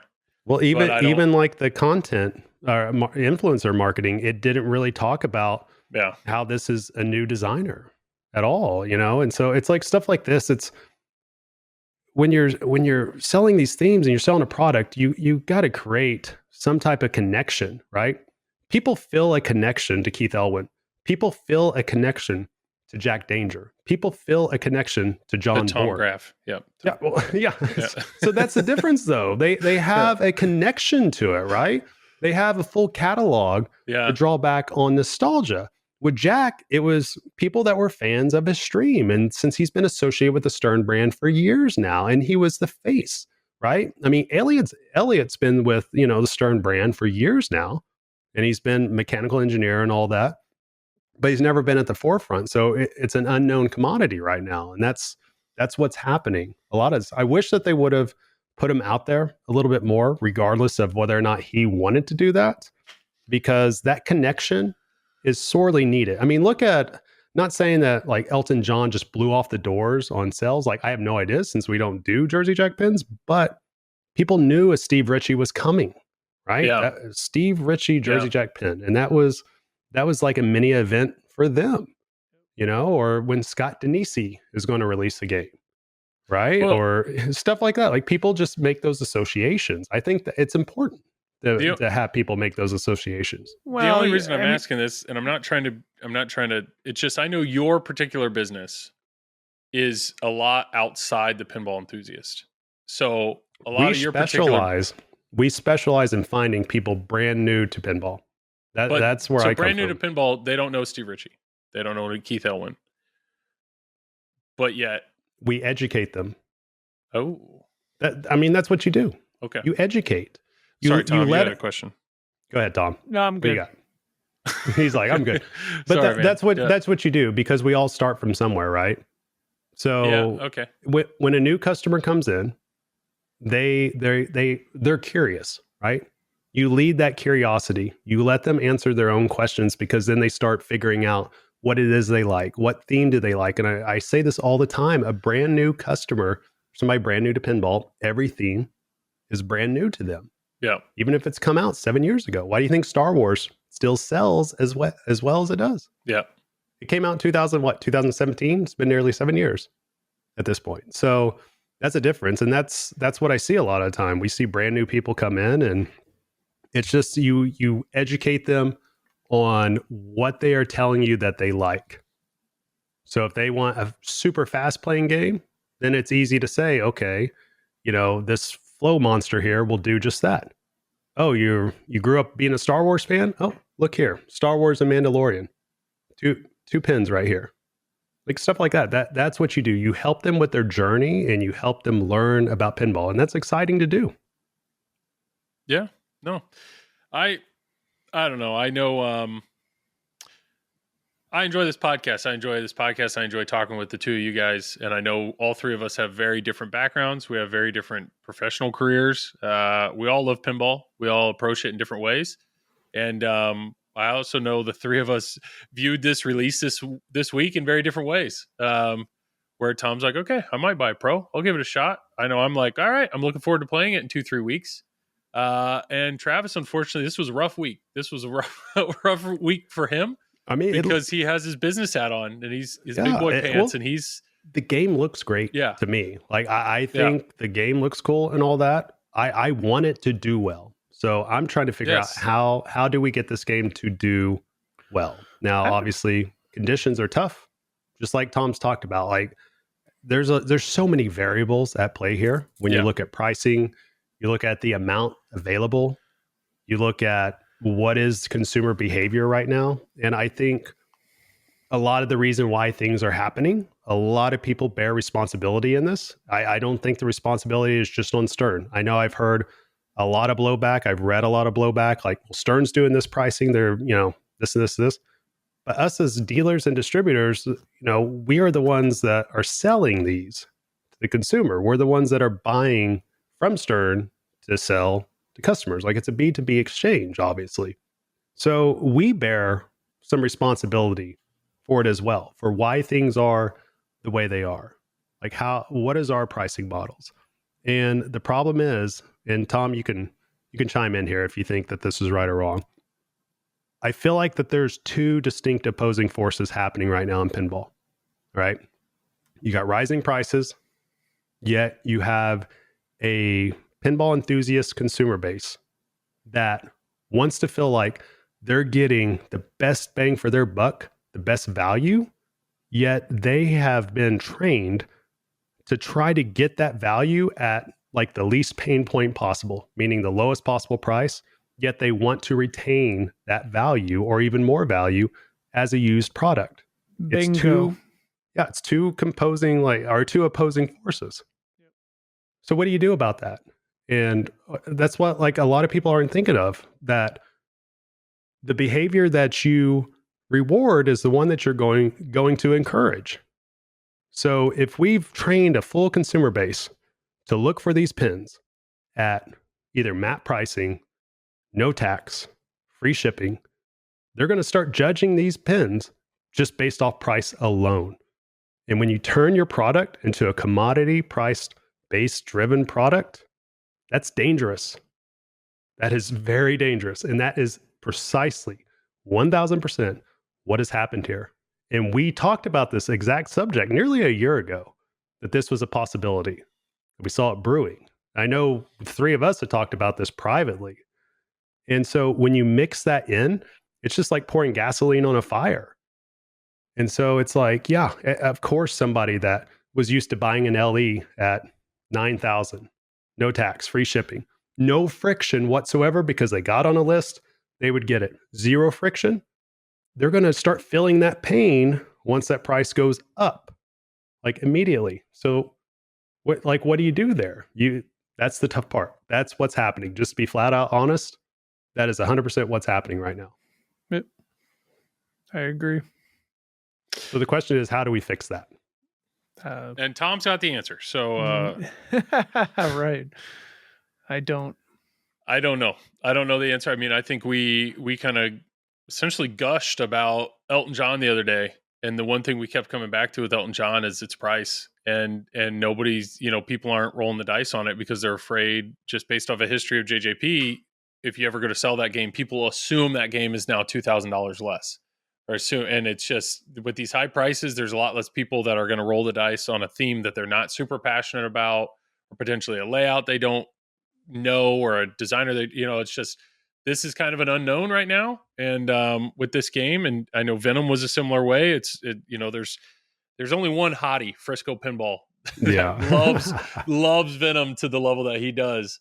And he was all in regardless. And right. So it's tough. And that's where I just hope I knew through this week in correspondence and conversation and looking at what's going on. I just hope this isn't hurting distributors or buyers or Stern. I feel bad. I genuinely feel bad for somebody like Elliot, that he's obviously put a year plus into this, he's super, like, this is his game. This is his first one. And obviously I wish every game would be a knockout of the park or whatever, blow it out of the water. Like it's weird. It's just a weird week. Well, it's just what has to happen is pinball has to get back to where we talk about the merits of the pinball machine itself and not what is the price. And that's the problem. This end is like everything is fundamentally broken if the main driver of how people view a pin is just through a price value. It's, will this like pin lose money? Will it gain money? Can I flip it? Can I not flip it? If I buy this, I'm going to instantly lose $2,000. And I get it. It's not saying like somebody as a consumer, it's the wrong way to think about it, because the consumer is free to do whatever they want. And just like we talked about, the behavior that we reward is what we encourage. And so that's where we're at right now. So the industry has to somehow figure out how to get back to the focus is on the pinball machine itself, on the value of that pinball machine. I agree, but I also feel somewhat hypocritical because we talked about the pinball machine and the things that we liked about it for 15 minutes. And then we've talked about all this for an hour. And that's the thing that I hate is looking at the media right now. It's just nobody's talking about the way the flow of this game, or really, but we don't. It's very but we small. don't know. We don't know. True. What? So like, what else can we talk about? Media, or the media blitz and the release, and how many of the influencers are buying the game? Well, yeah, they're borrowing it. They're on the program. They just got to borrow it. I mean, they could be renting it. I don't know. I have no idea. I mean, so here's the thing. Okay, well, let's do a little exercise here because this is important. I asked you guys this question earlier. Yes. All right. So, what things here are the most important to you for a pinball machine? Mix up the order this time.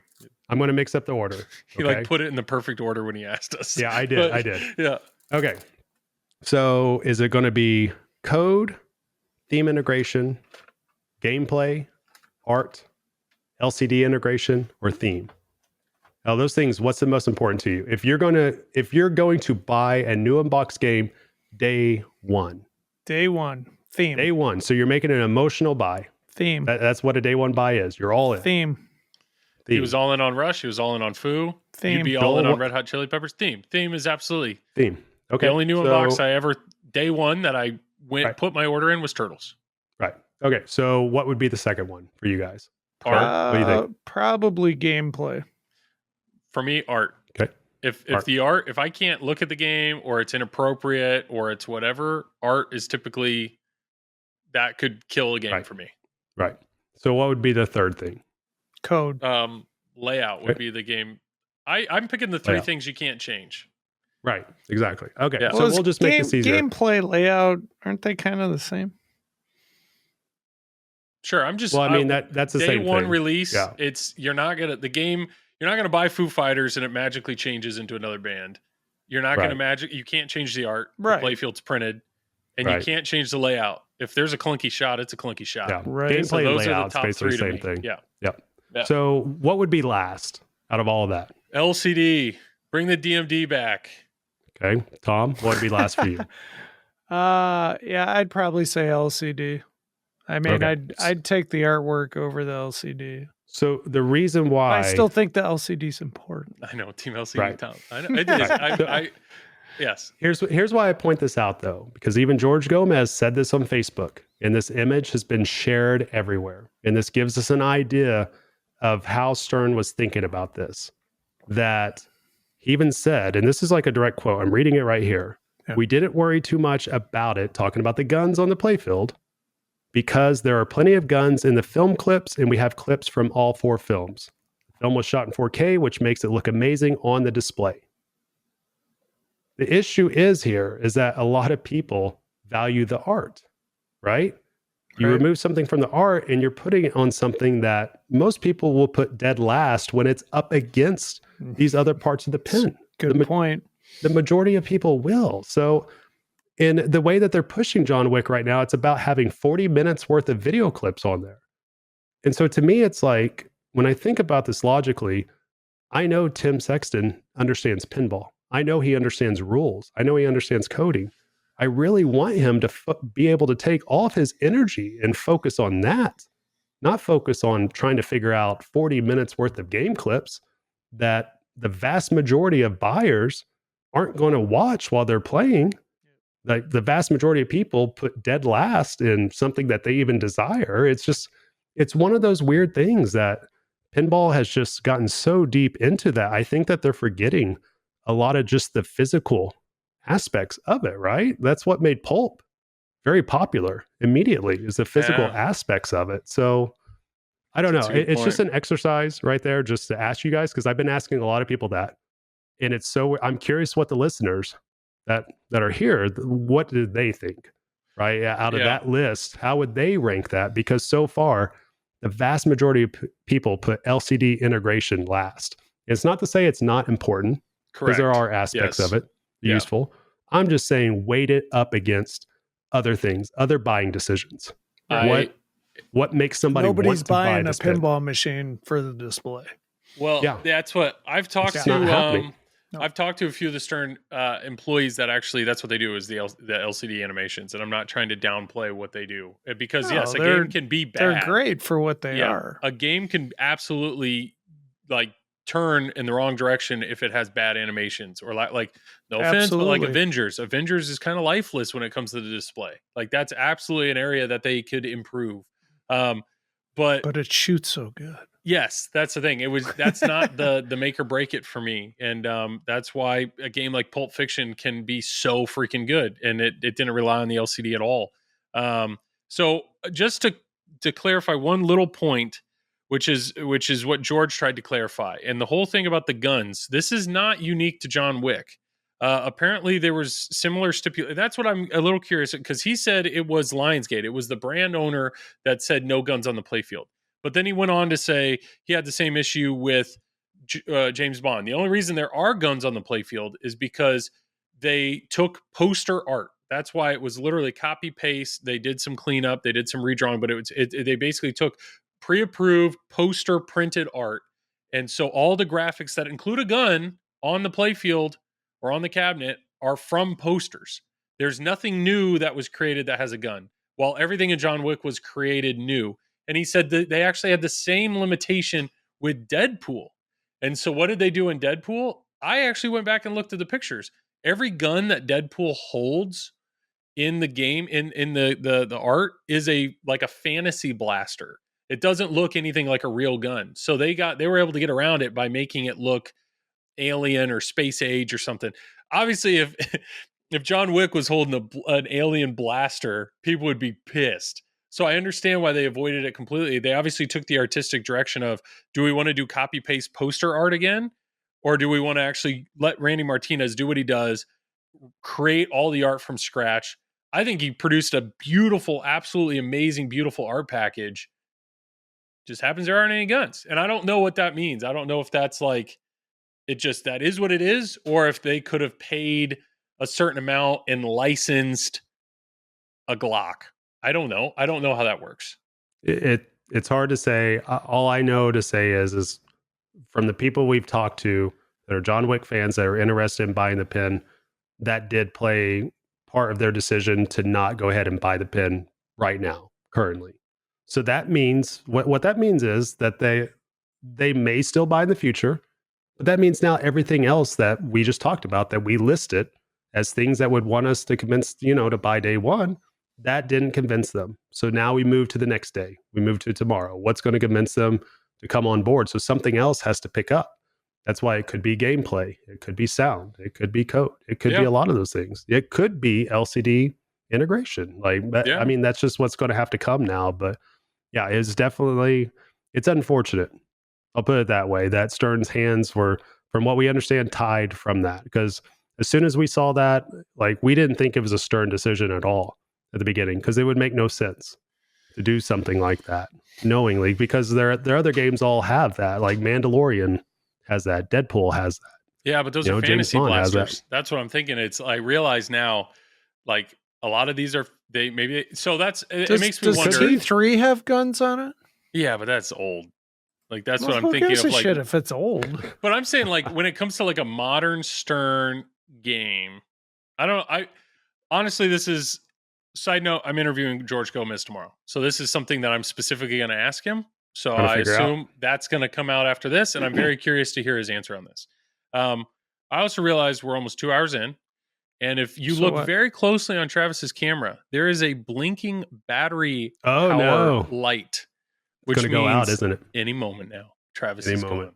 I tried. So, I don't know, just kind of closing thoughts. I don't, Tom or Travis, do you guys have, I mean, it's been it's been an interesting podcast. I hope people, if you're still here, thanks for listening. I hope, I don't know, like tell us on YouTube, send us an email. Like, was this good, bad, boring, awful, informative? I don't know. I'm going to get to work after we get off here, Joel, because I got to figure out how to move some units. That's what I'm going to do. I'm going to control what I can control, and I'm going to try to sell a bunch of John Wicks. I think I'm going to buy 400 of them. I'm going to hold on to them until 2044, and I'm going to hit the nostalgia timeline perfect. There we go. I'm going to pounce. I just know we've had a very active Facebook Messenger group. I've learned a lot this week. Tom, I know you've sat back and learned a lot as well. And I just obviously for Travis's sanity, I felt like we needed to let it all out. So I think the game will play great. I think it'll play great. I have no qualms about how the game will play. I'm excited for it. I agree. We all need other people to think that and open up their pocketbooks, open up their wallets, open up their bank account, open up your heart. Hi, John Wick. There we go. There's my shill. Yep. Well, okay. I'm going to try to go to work, guys. Any other closing thoughts here, Tom? No. Well, let's plug it up then. Let's plug it up. Travis, go for it. I think by the end of this, everybody knows what I do. So yeah, I'm here on Triple Drain. Had a lot of fun. I am passionate about pinball. I love pinball. I want to see these people that are behind the pins, the people that put their blood, sweat, and tears into it. I want to see them pushed the right direction in terms of celebrating their success and their hard work. And I want the end consumer to get as much value as they possibly can get that they deserve to have as well. That's what I want. That sounds great. And world peace, right? And that's the yeah. No. Tom, go for it, man. I'm just on Triple Drain. That's all I do now. No, that's not true. That's not true at all. I see the streaming rig right behind you. Yeah, it's going to be put away. Nah, everybody go check out Fox. I'm retiring. Nah, he's not. No, he's retiring. He's retiring for the next 5 minutes. Screw pinball. He's cooked. Yeah. Fox Cities Pinball. Check it out. I'm going to go stream my arcade 1-ups. Geez. I'm Joel. I stream for the Flippin' Out YouTube channel. I doubt we're going to have a John Wick in time for this Wednesday, but hopefully the Wednesday after that. And honestly, I am excited to stream it. Also, I'm not telling anybody how to do their job. That wasn't our goal today. So if anybody at Stern or else that's apologizing offended, already. I just don't want. I have no one to talk. You can talk. I don't have. No, I own it. Talk. Yeah, I own it. I regret nothing. Yeah, and the content creators that made the content, good on you. Good on you for making it. I don't blame you for making it. I wish I could have made it. That could have been. But now I sound jealous. Now I sound like petty. I don't know. You are like petty. Pinball. How about that? Just own it. Own that you're petty. It's fine. I'm not. But I'm not. But I sound petty. But I'm gonna be able to make. I'm gonna stream it in 2 weeks, so I'm good. Hey, I'm happy. You know. You got the influence GTF. What, Tom? What? You watch Yipsy Pinball this weekend for the Amazing Race. Ooh, there we go. That's a solid plug. This will probably come out after that, so you probably. The goal is tomorrow. Are you going to win it, Tom? Goal's tomorrow. Aren't you a returning champion of that, or was that 2 years ago? Yeah. Did you go last year? No, I did not. Okay, so Michelle was having surgery, so I couldn't go. That was a good decision to not go. To not go. You made the right call on that one, Tom. Well, good luck, Tom. Thanks. All right. Well, yeah. If you made it this far, thank you. Thank you for listening. That was Travis's TED Talk. Yeah, we hear a lot of Travis TED Talks. So this is the first one we've shared with the users. I'm the listeners. Passionate about pinball. What can I say? I see it from a different point of view. Imagine. All right, Tom, you get those last words. Good night.